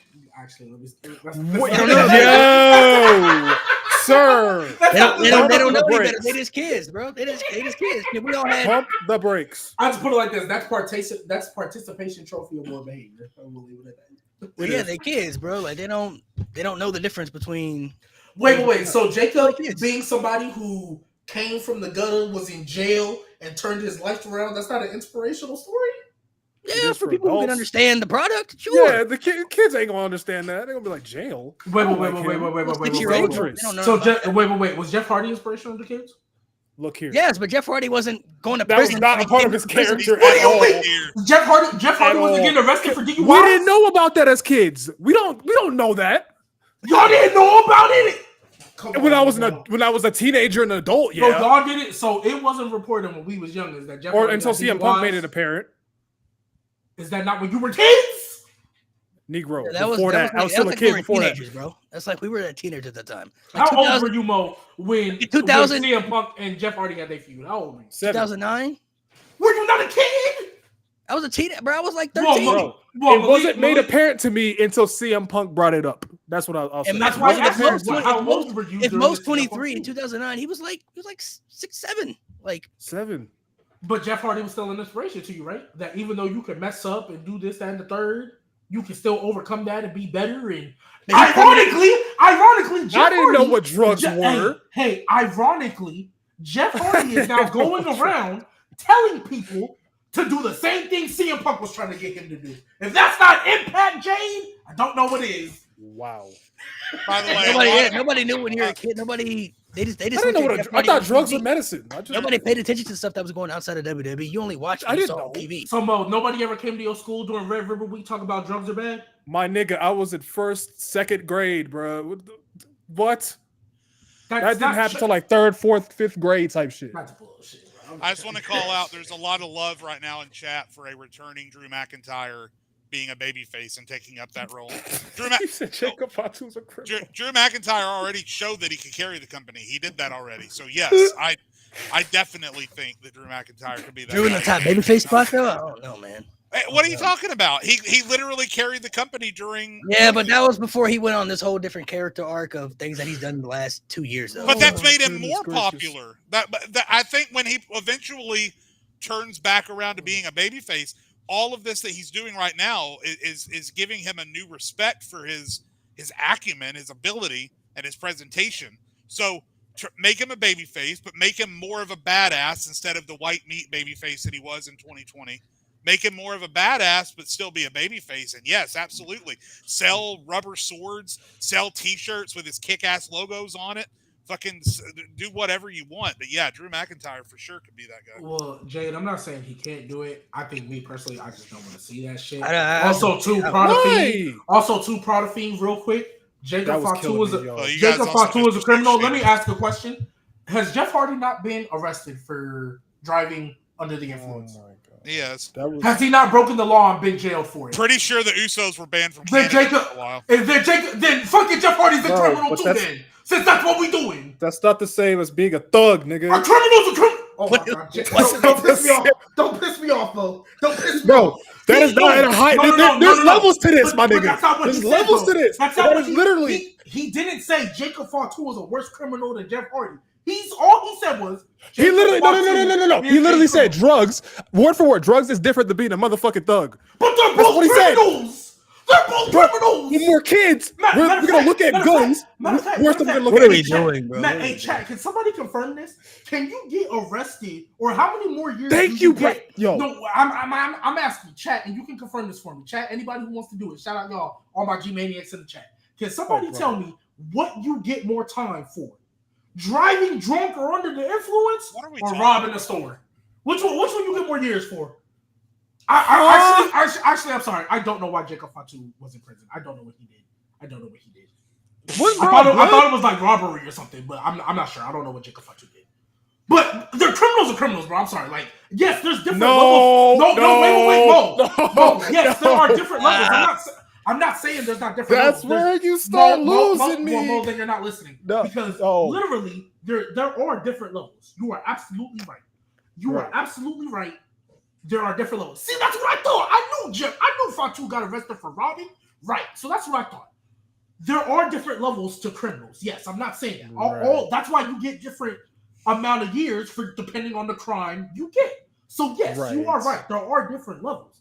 But if what Prada Fiend is saying, Jacob Fatu's a criminal, so he can't be, because the context is trying to be an inspiration to kids and stuff. And if he's trying to say, well, Jacob Fatu's a criminal, so he can't be an inspiration to kids. I'm sorry, I don't know what's inspirational to little kids about doing drugs and having an addiction. Kids, I don't know what's.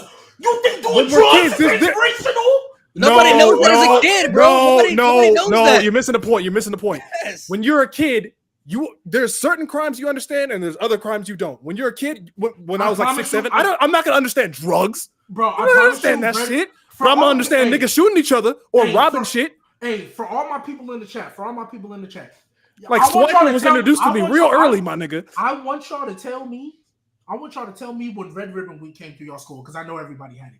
I know everybody had it, but nobody, when they came to our school, I didn't pay attention to that stuff. I don't know. Oh God! But you paid attention to don't steal pencils. It's bad. You paid attention to that shit. Because that's simple. When we're kids, our brains are simple. Don't do drugs. It's 3 words. It's 3 words. We don't know what drugs are. Revolution's gonna be. Oh my God, I can't. We don't know what drugs are. When we're 6, 7, we don't understand. People confirmed it to me in the chat too. They didn't know what the fuck those were. Pretty popular. They come to your school, but no, we don't care. Cool. I'm chilling with the homie talking to them. I don't give a fuck. Let me clarify before we move on. Chat. All crimes are not the same. We get that. We understand that. Anybody with a basic level of understanding knows all crimes are not the same, chat. We get that. But to Prada Fiend's comment, he's basically saying, wait. For Prada, guys, again, I'm saying it again. All crimes are not the same. We understand that. We get it. Duh, common sense. Right? Just how I know y'all ain't listening. Y'all are just being dense on purpose. We know all crimes aren't the same. But Prada Fiend's comment was, Jacob Fatu can't do this because he was a criminal. He can't be an inspiration to kids because he is a criminal. And I'm saying, and if we really want to go there, we can go down the list of a lot of people who were fucking criminals. Who can still be an inspiration? People were still cheering. What Undertaker say? Niggas used to walk in with knives and guns and shit to the fucking. All I know is that I suddenly have an urge to smoke a joint and rob a store. That's all I'm saying. You said what? I suddenly have the urge to smoke a joint and rob a store. Well, I have the urge to do one of those things. Put the drag on when you do it. I have the urge to do one of those things. I don't know about the other. There's different levels to it, bro. Like, yeah, like when you're a kid, we're not gonna understand when you're a child. But we're saying when you're a kid, you don't. When you're an adult, obviously, when we watch things, yeah. The people who like Jeff Hardy mainly liked him because they just watched him on TV. They didn't know he had issues outside of wrestling. Like, we just watched him on TV. Can you not say that about Jacob Fatu? People just like watching him on TV.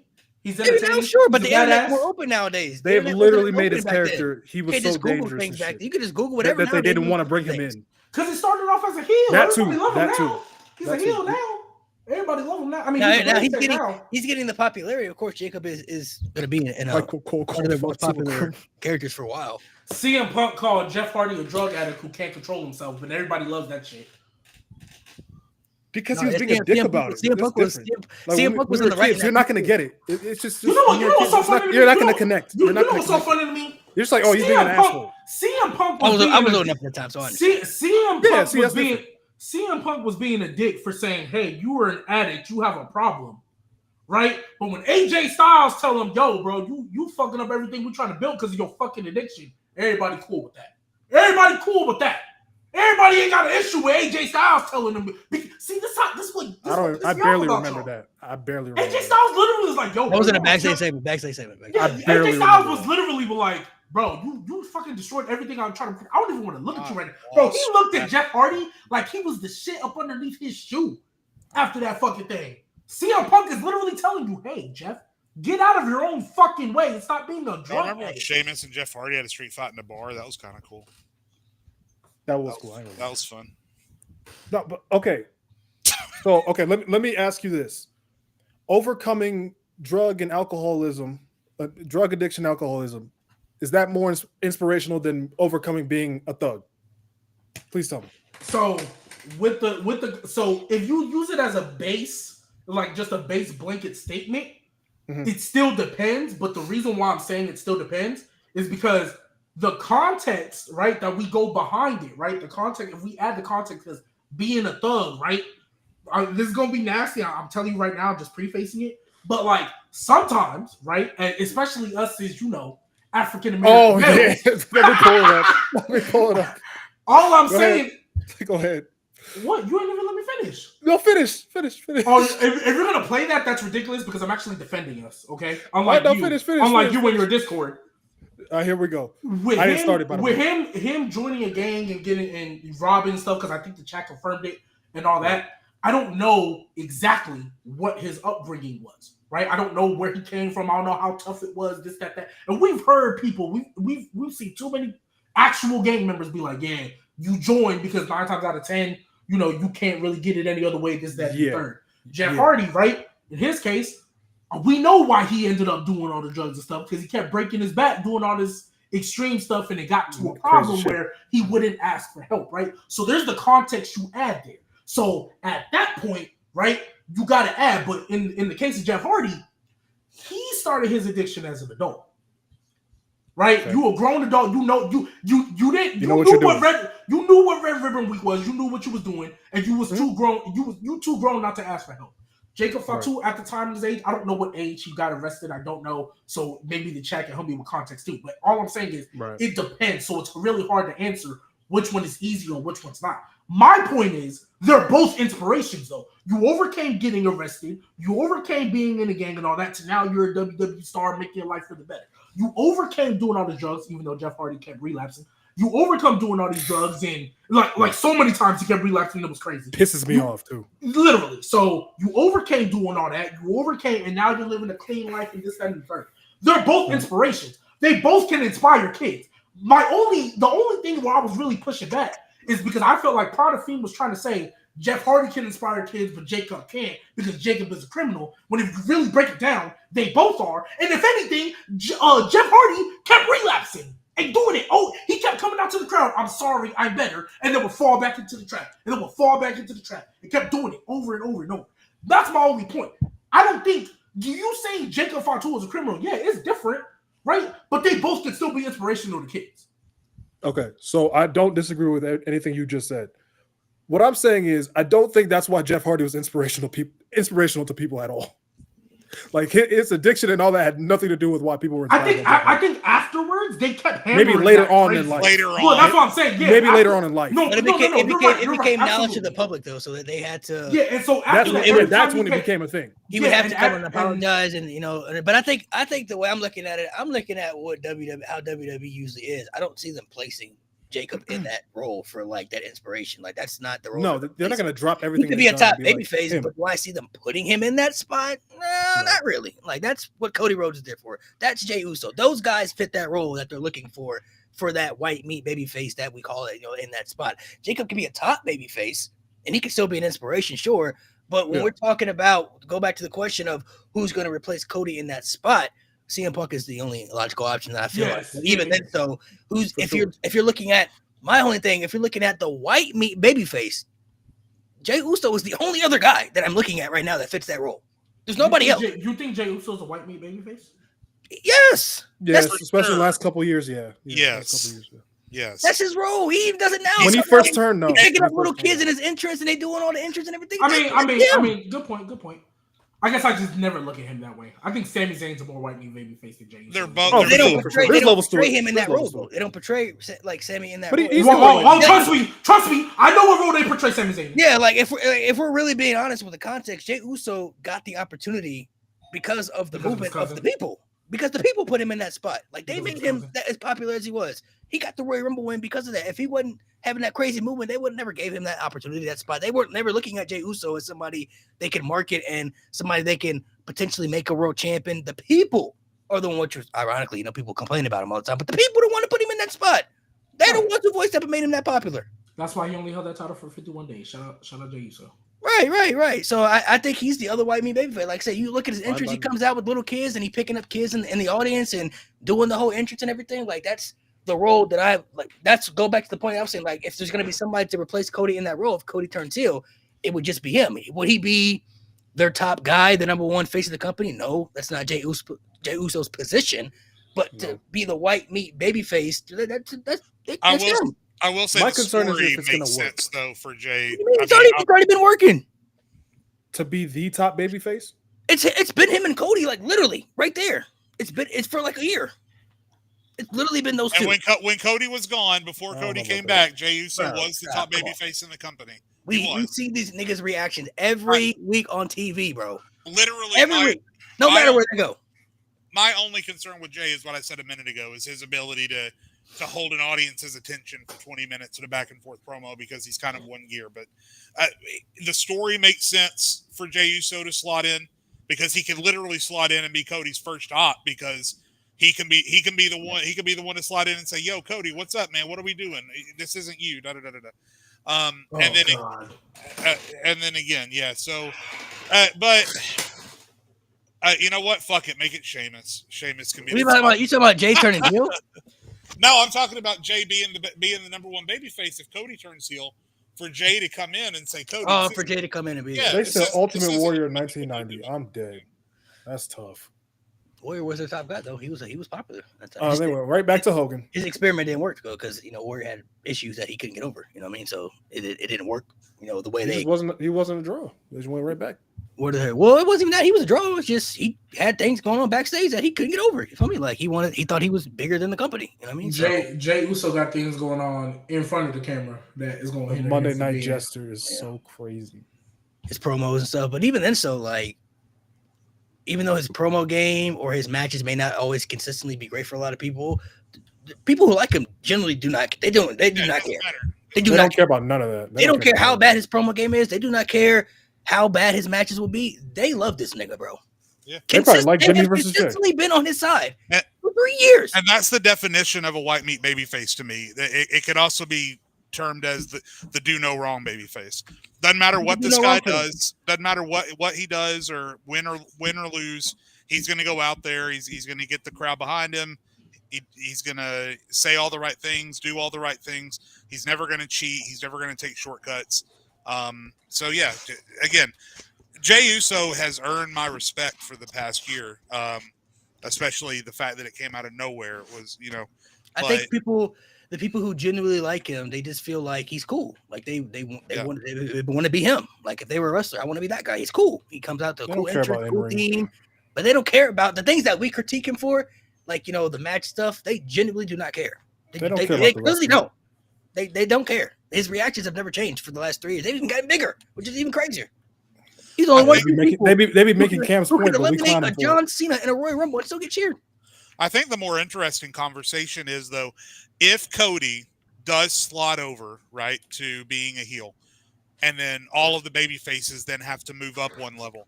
I think the more interesting question is if let's say that it is Jay that steps up into that next level. The more interesting conversation is the guys that are below him that are going to step up, because then you're talking about guys like Penta. I think if you just pull the trigger with Austin Theory and turn him, I think Austin Theory could be one of those guys. LA Knight could obviously be one of those guys. Babyface wise, babyface wise, and then you got guys that all they need is the opportunity. Aleister Black or why am I forgetting his name? Penta's brother. Ray Phoenix. That nigga got cooked off, right?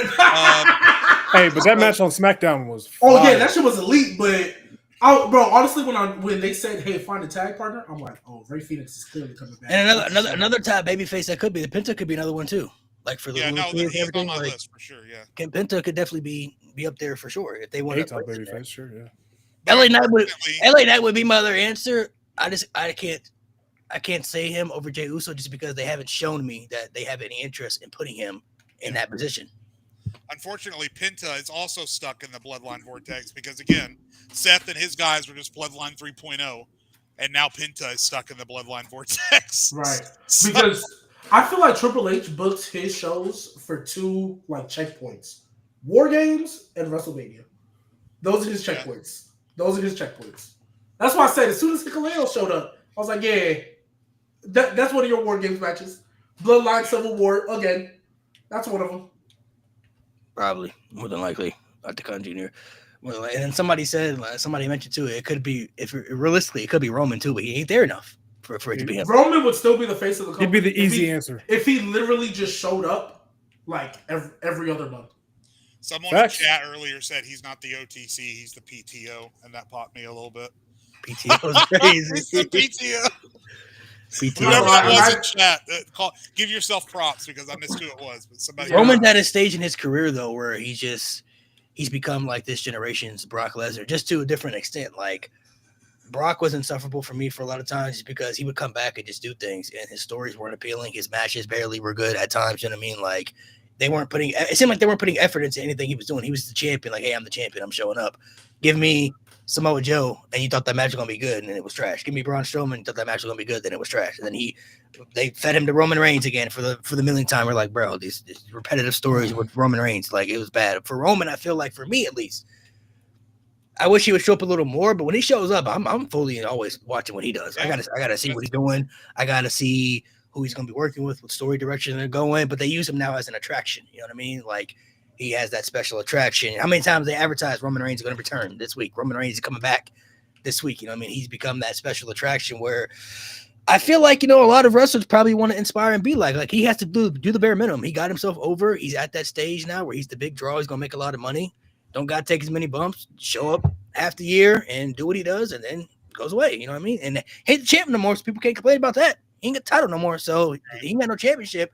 He can show up whenever he wants now. Don't matter when he shows up because ain't got no championship. So yeah, that's mainly his role now. You know what I mean? Like that's the role that he's in. Yeah, Roman is he's not the sole ingredient of a good story anymore. Roman is now you put the story together and then you put Roman Reigns on top of it and it makes it even better. That's the role that he's in. It's kind of like Roman for a while, like he was integral, crucial. We needed him, and then he did his job, and now the current landscape you can attribute to him for the most part. Not every story, but most of the important stories that are deciding the quote unquote future of WWE, right? He's definitely the catalyst for, right? And then now he can I do want him, but maybe this early part, fine, okay, it's right after Mania, okay, whatever. But I do think I want to see him do more stuff with other people from SummerSlam on. Get away from Seth. Get away once he finishes because I think the end game is to give Roman that like final win over Seth, just to say he did it. Give him the final win. It doesn't need to be for a title. Just give him the final win, and then I want to see him in the role of like, hey, you're honestly just putting people over now. Like Roman Reigns is not going to lose any aura. Like go put over a Braun Breaker. Right, go put over. I mean, they'll probably never happen, but go put over Carmelo Hayes. Go put over these other people that, like I said, it's probably never gonna happen. Let's relax a little bit. That's why I said, bro. That's why I said. That's why I preface. Go to Jay's point. Somebody said people have to carry feuds when he ain't there. People will contribute to their feuds while he's not there, but when he comes back, he adds on to it to make it bigger. You know what I mean? Remember that image that was a couple years ago when everybody in the bloodline was fighting in the ring, and then Roman's music hit, and then everybody stopped. The whole crowd was like, oh, shit. Like, everybody in the ring stopped. They was like, oh, shit, here come Roman Reigns. Like, everybody feels the presence of Roman Reigns when he's there. So he adds that to the story to make it more big-time feel. So everybody contributes to the story. He contributes. Other people involved contribute. Like, it's a team effort to make the story what it was when it's going to be good. So, but I don't think we're moving out of this. I don't know how you guys feel. I don't think we're moving out of the era of part-timers. I think, honestly, that's going to become an ongoing thing, especially for the top guys. You know what I mean? Like, Brock Lesnar started that for everybody, that trend. I think he showed everybody, hey, if you're a big enough draw, you can get over and you can be a special attraction. You don't got to show up as much. You don't got to take as many bumps. You can still make a lot of money, maybe even more money at that stage and still be as valuable to the brand. So I think the Brock Lesnar effect as playing parts and other superstars looking at that and saying, well, now some people may like the full-time schedule, some people may like the ride, but for other people who reach that level, they can look back and say, well, I could still make millions. I ain't got to show up as much. I could be at home with my family, my kids, do other things. More power to him. Don't got to take as many bumps, risking less injuries, and just show up, occasionally and be part of that. Who wouldn't want that lifestyle? Who would want that schedule? Only thing that we don't want to see, obviously, and I think it wasn't the fact that Brock Lesnar was part time. It's the fact that one, he held the title for so long. Yeah. And the shit hostage. The shit was ass. That's the problem. He'd come back half-assed. I'm talking for the aspect of the superstar. Like if you're working for the company and you're like, hey, if you get up here, if you're working and you get up to this level, then everybody's gonna get there. But if you get there, man, you can still make because everybody want to talk shit about it, but everybody would easily take that deal. Roman Reigns even said everybody would take that deal. Like Seth Rollins, you talk about I'm never here. Yeah, I make 10 times more than you, and I work 10 times less than you. You take my deal if you could, especially with your bag. So, and he's so valuable. You're so valuable to the company. If you have other opportunities, like, hey, I got this Marvel movie coming up, and I think I might get it. I'm gonna take this deal and go. Sure, go ahead, yeah, go. Power to you. Just come back whenever you're done. And like, what are you gonna say? You feel me? Like you're making us a lot of money. Your revenue is really high. Like, of course, you get those opportunities. You have more luxury of having the freedom to be more flexible throughout your schedule. So I think that is going to be on current because, I mean, Cody said he got maybe another 5 years left, but after 5 years, Cody Rhodes may look back and be like, hey. I think Cody Rhodes is going to do this heel run. He's going to go back to a baby face, and then he's part-time. Could be. That's exactly what I think he's doing. Could be. I could see it. I mean, it's not crazy to say. Some people obviously probably won't like it. And honestly, the part-time thing isn't even a bad thing because I think WWE is really trying to avoid that repetitive cycle we had in the late 2000s and early 2010s. I think they're really trying to avoid that, right? When the Shield came in, right, and obviously they branched off and did their thing, that was the first time I really felt like, in a while, like, oh, yeah, we might have new top stars now. That might be like the changing of the guards, the Randys and the all right, Jane. The Randys and the that's a tight zone. The Randys and the Cenas and the Punks were kind of slowly getting away that. The Daniel Bryans are showing up now. I mean, eventually they did go to Brock Lesnar, but I think that changing of the guard. I think once Cody becomes a part-timer, I think we're going to get a new changing of the guard. I think it plays into it too. Everybody's not going to be John Cena, where you're just fully dedicated to the product over your own life. You know what I mean? Like, not everybody's going to be fully dedicated to the product like a John Cena, where like, this is your obsession, this is your motivation, this is what you love. Like, I got hurt, I'm coming back, 3 months earlier than I'm supposed to. Most people who get injured, they're going to take the time off, spend time with their family, recover properly, do the right things they got to do to take the steps to come back. John Cena was an animal, at that stage where he's not going to, put, his own family even before his business. Like, he put WWE before everything for a decade. So not everybody's going to have that type of dedication to the brand. Doesn't mean you don't love it, but there's other things people have in their real life. Some people got family. Some people have other opportunities and other interests they want outside of wrestling, but they still want to be a part of the wrestling business as well. That's where the part-time lane comes in. So, I know some people don't like the part-time champions and stuff like that. My only issue is, like, you can still be a part-time champion. I just need you just need to produce something good when you're there. That's all I care about. Because you can still be a full-time champion and be ass. A lot of people right now in the company literally are there every week. 2022 Roman versus fucking 2023 Roman. Yeah, them titles are not relevant at all. Like, and they're there every week on TV. Now, like, obviously goes to booking, you know what I'm saying? But like, just because you're a full-time champion doesn't necessarily mean you'll be a good champion. There's plenty of full-time champions that aren't really that great. You could be a part-time champion. Roman Reigns showed it at the highest level. You could do a part-time schedule and still be a champion that's credible and make it work if you're willing to put the effort into it when you're there and, to come full circle. The only really bad year of it was 2023 after SummerSlam.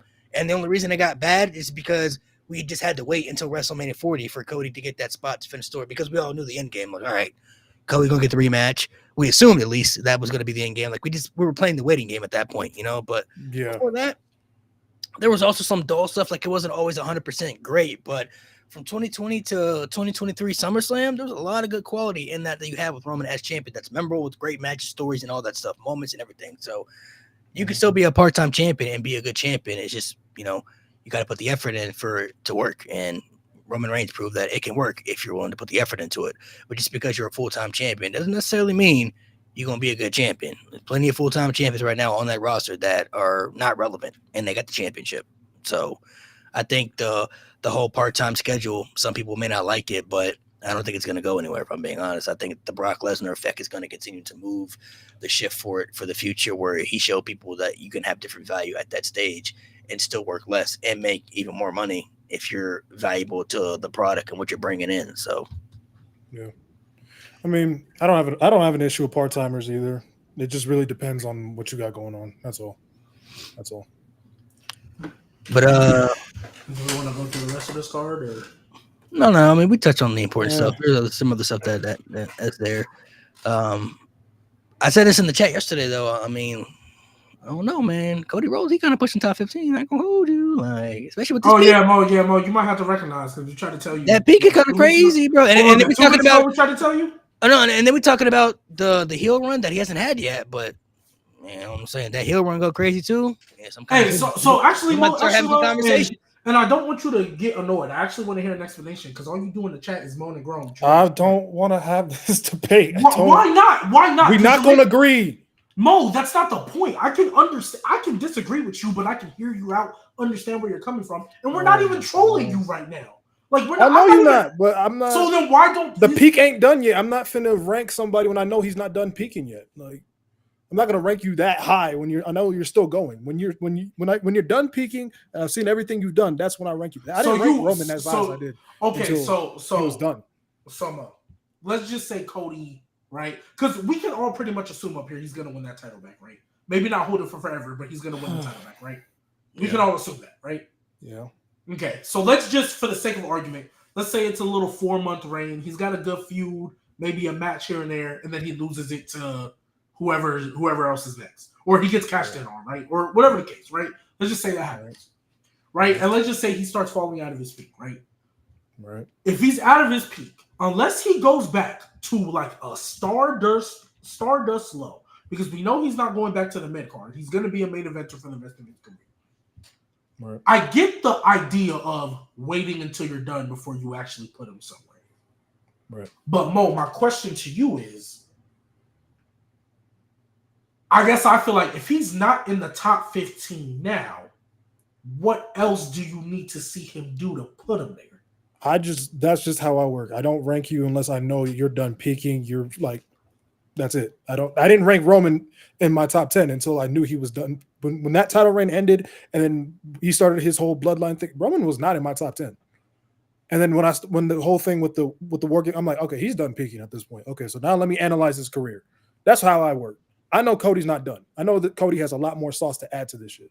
Now, do I think he can add to? Is he going to add? Absolutely, but I don't rank based on hypotheticals. No, and it's not even about hypothetical. It got to happen. I guess okay. So let me rephrase the question because it really isn't about hypothetical. Okay. He wins the title the second time and he has a good 4 or 5 month reign. Like nothing crazy, but he has the reign. Career stops. Peak stops right there. I feel like somewhere around that 15 range. And I guess that's my thing. I feel like if you look at that and be like, yeah, just based on what he's done now, right? Like when Roman for me, right? Right. Yes, after he beat Edge and Bryan, because that was crazy. Stacking both of them and putting them like that was crazy to me. But then once we got to like he won both titles and unified them, to me, I felt that was the moment. Yeah, I'm not gonna lie. There's really not much else you can do. Like in this type. Let me finish. I said there's not much. I didn't feel like there was much you can do because I felt just based off of that Mania, I felt Cody was gonna be the one to take it at 39, and kind of how we played the waiting game from 39 to 40. I thought, right, y'all fucked me over, but I thought we were playing the waiting game from 38 to 39. Right now, we had the Sami Zayn stuff, which even though it was great and Roman was a huge part, I think Sami Zayn, that part of the bloodline, we attribute that mainly to Sami Zayn. I think that's fair. He revived it. He revived it, right? Roman was still great. Roman was still good, and we had the moment where he's staring at Jey Uso when he's like, I don't give a damn what the tribal chief. Roman was great still, but I think we know who did the backbone. So even though Roman still gets credit for that, I mainly give Sami Zayn credit for that. That's who gets 70% of that part of the bloodline. I agree with that. Yep, I agree with that. So I feel like just even of the stuff after he beat Brock and he unified that title. Now, they ran it back at SummerSlam, which was their best match, but it definitely was not needed, right? That, to me, I was like, yeah, Roman is pretty much on the downward. Now, we got a great story in his downward, but I felt like, okay, we're kind of getting to the end. I thought 39 was going to be it. That's what I thought. I thought Cody was winning at 39. So I thought, okay, this is down. Now, we didn't get that, but that waiting game we played, other than the Jey Uso stuff, it was real missable. Like, you could miss me with that, right? So that's why I felt after he unified them titles, and he didn't break Hogan, or he didn't get to 4th place yet, but he had still pretty much established he had the longest reign in modern WWE. I was like, yeah, you could lose at 39, pretty much not do nothing else. I'm good. Like, you've done enough for me to where I could start putting you in these top 10 convos. What honestly helped him get to the top 5 was that Sami Zayn story and the story he did with Punk and Rollins. Like, those two to me were elite storytelling. Y'all know me. I love storytelling, right? I love when I can think back and callbacks and Easter eggs, and I love all that shit. So that helped for sure. But once he beat Brock and unified that title, I was like, yeah, I'm good off that. Like, you can do nothing else, and I'm good with that. I see how y'all's criteria more and more when you break it down. Like, how it's just for me, I like to let everything play out because you never know what could happen in somebody's career. You never know. Like, I didn't think Roman Reigns would become what he became. No idea. For sure. No idea. When he came back at first, I was like, is he a face? Is he heel? Like, I didn't know where he was going. But then when he was done, he played it out, and then I was like, okay, I don't think you can get better than that. Like, your moment was WrestleMania 38. After WrestleMania 40, that was my, like, okay, like, we're done. We're out of the peak now. All right, cool. He's never gonna touch that again. I was like, okay, where do I put him now? Yeah, I feel like 40. I add into it, but y'all know how I feel about that build to 40. Like, I added, of course, but to me, like I said, I thought for sure he was losing at 39. I thought for sure Cody Rhodes was going to be the one to take it, and I thought he was taking, especially once he beat Seth, or when we got to Seth. Obviously, he tore his pec, and I knew he was winning the Rumble. I knew that for a fact. Well, that's what I'm saying. I thought torn pec, no torn pec. I knew he was sweeping Seth. So I was like, so once they did that, I was like, yeah, know that. I did, because he already won the first 2. I was like, he's gonna win the third one. Yeah, I was like, he's gonna win the third one. He's not gonna lose this early into his run. So my thought was they're setting him up to win at 39. He was gone, won the Rumble. We know how that went. Now the story of 40, yes, it adds to it, but y'all already know how I feel about that. I felt Roman dead ass just sat there. Was the least important part of it, no doubt. Like, it almost felt like a Cody Rhodes. That was like the spark. Like, oh, I think we're nearing the end. We're out of that. That was like that's where I started being like, okay, so how do I evaluate Roman now? Right. You know what I mean? Yeah. That was kind of like, okay, now I know. And then when he lost and then went away for a good minute, I'm like, okay, so now where do I put Roman Reigns all time? You know what I mean? I think some people just have certain peaks, though. When you're in it, you could just tell that this peak is special. So even if it ended right now, that still puts him in a higher place for me. Like, you're watching them that many people have not had, that you have not seen. So Cody Rhodes, I got Cody like top 20. I think if anything, top 20. But right now, I feel like Cody, like, peak wise, he's literally doing Roman shit just without the long ass title reign. Yeah, he's about to be in what? 5 straight Manias and 5 straight main events once we get to 42?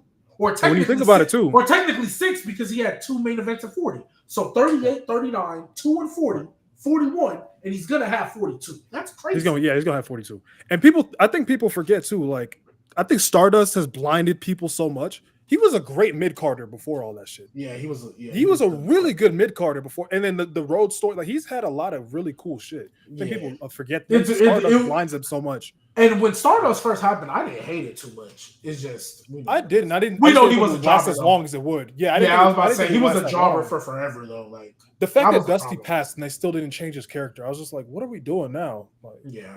What is this? Yeah, that was kind of crazy, but.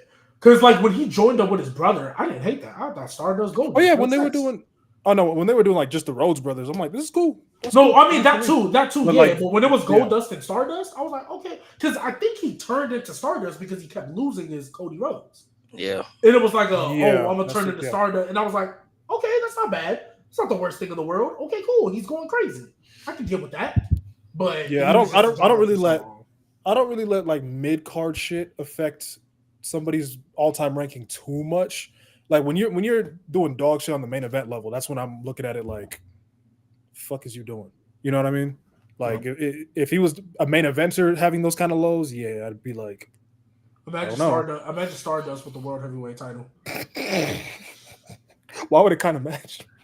Hey, what would be worse? Stardust with the world heavyweight title, or having to watch Jack Swagger do it all over again? Oh Jesus! Oh, Stardust for sure. You think Stardust would be worse than Jack Swagger? Bro, yes, that gimmick. He's a jobber. At least Jack Swagger was supposed to be taken serious. Jack Swagger became a jobber later. He was supposed to be taken serious. What did Jack Swagger do before he won that world title? Before he cashed the Money in the Bank? I'm pretty sure he was ECW champion. He was ECW champion before that. Oh, okay. And then after he lost the ECW championship, he came to the main roster. So, but did he have like a signature win or a signature like? No, I was shocked as fuck when he won the Money. No, nobody. But they used the money. They were using the Money in the Bank what it was for at that time to put it on people that they wanted to build up as main event guys. So obviously they had potential in him. It just didn't work out because his first feud after he won the world title was with Randy Orton. They put him with Randy Orton right after that. I don't remember that at all. Extreme Rules. Randy Orton was his first match. So they put him with Randy Orton. So they obviously had plans to want to execute there, but they never had no plans to put Stardust in the main event scene, bro. That was a job.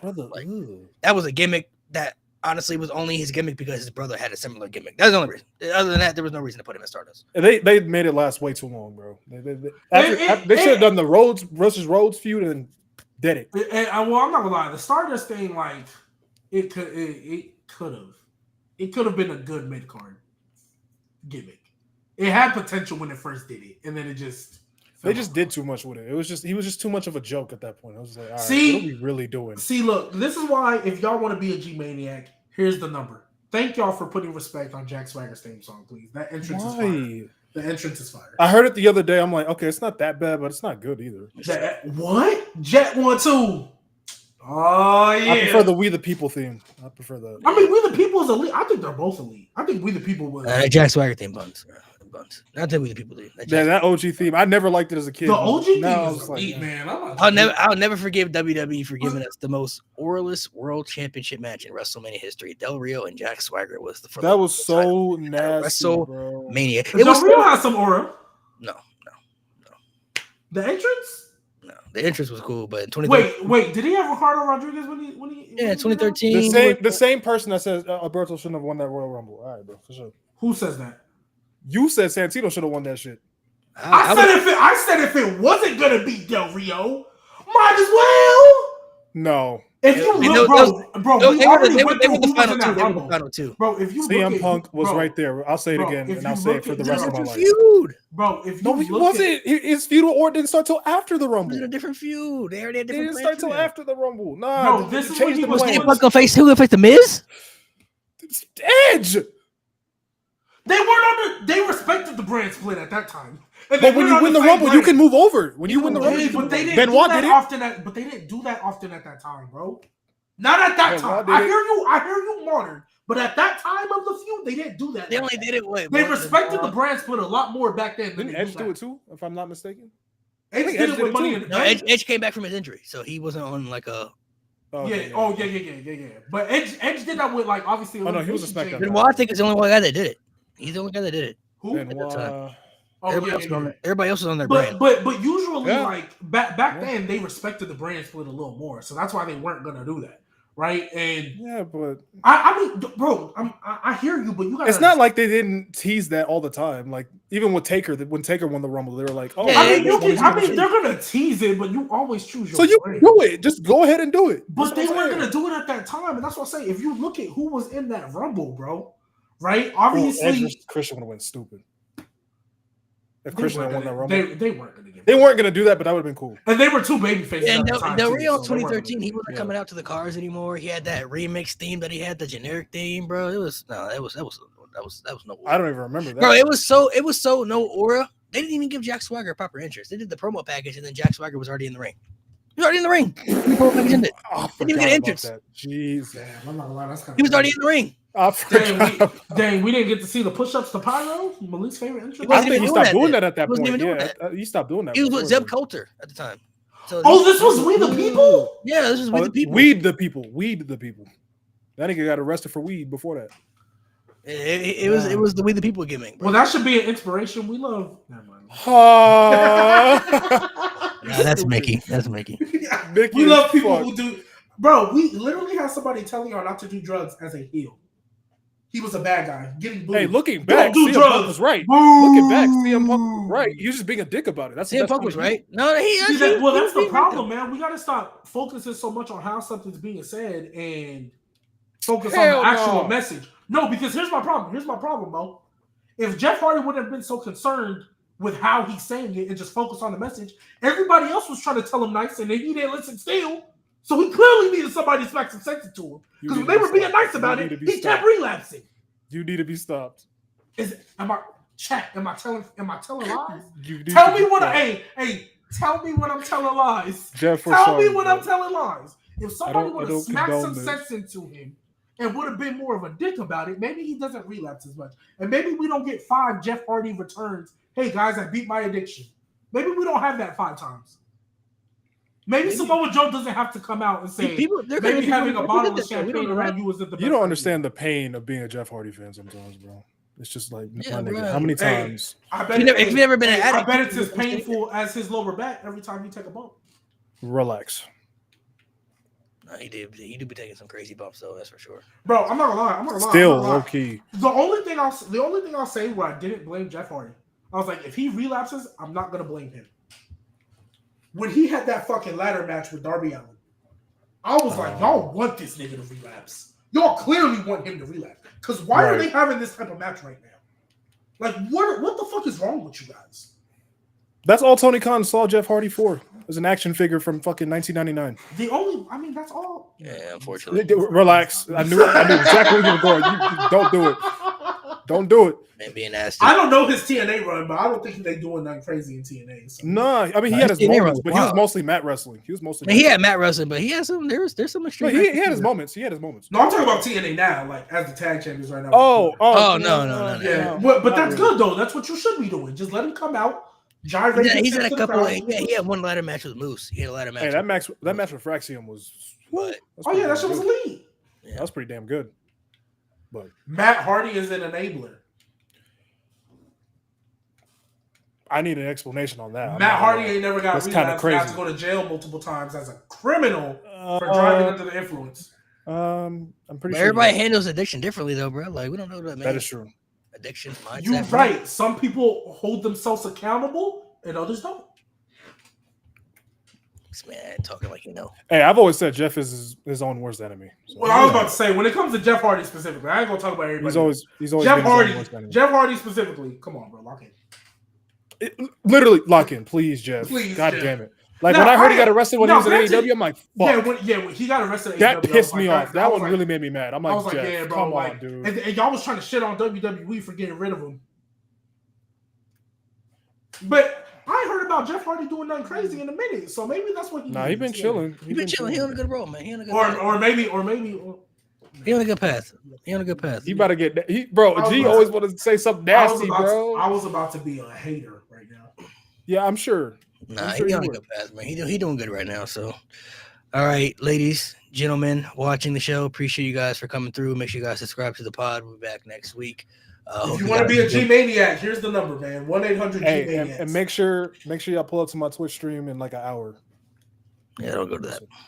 Here, wow. Watch the guy I was gonna say, Mo, believe me too. Watch the guy lose. All he does is lose matches. That is just a flat out lie. No, You're gonna be doing elite GMing anyway, bro. You got the proof. Dang, Mo lying. I lose like one match, bro. Dang, Mo lying like Jeff Hardy when he said he was sober. Crazy. Wow. He lying worse than that. Wow. He a worse liar than that. Wow.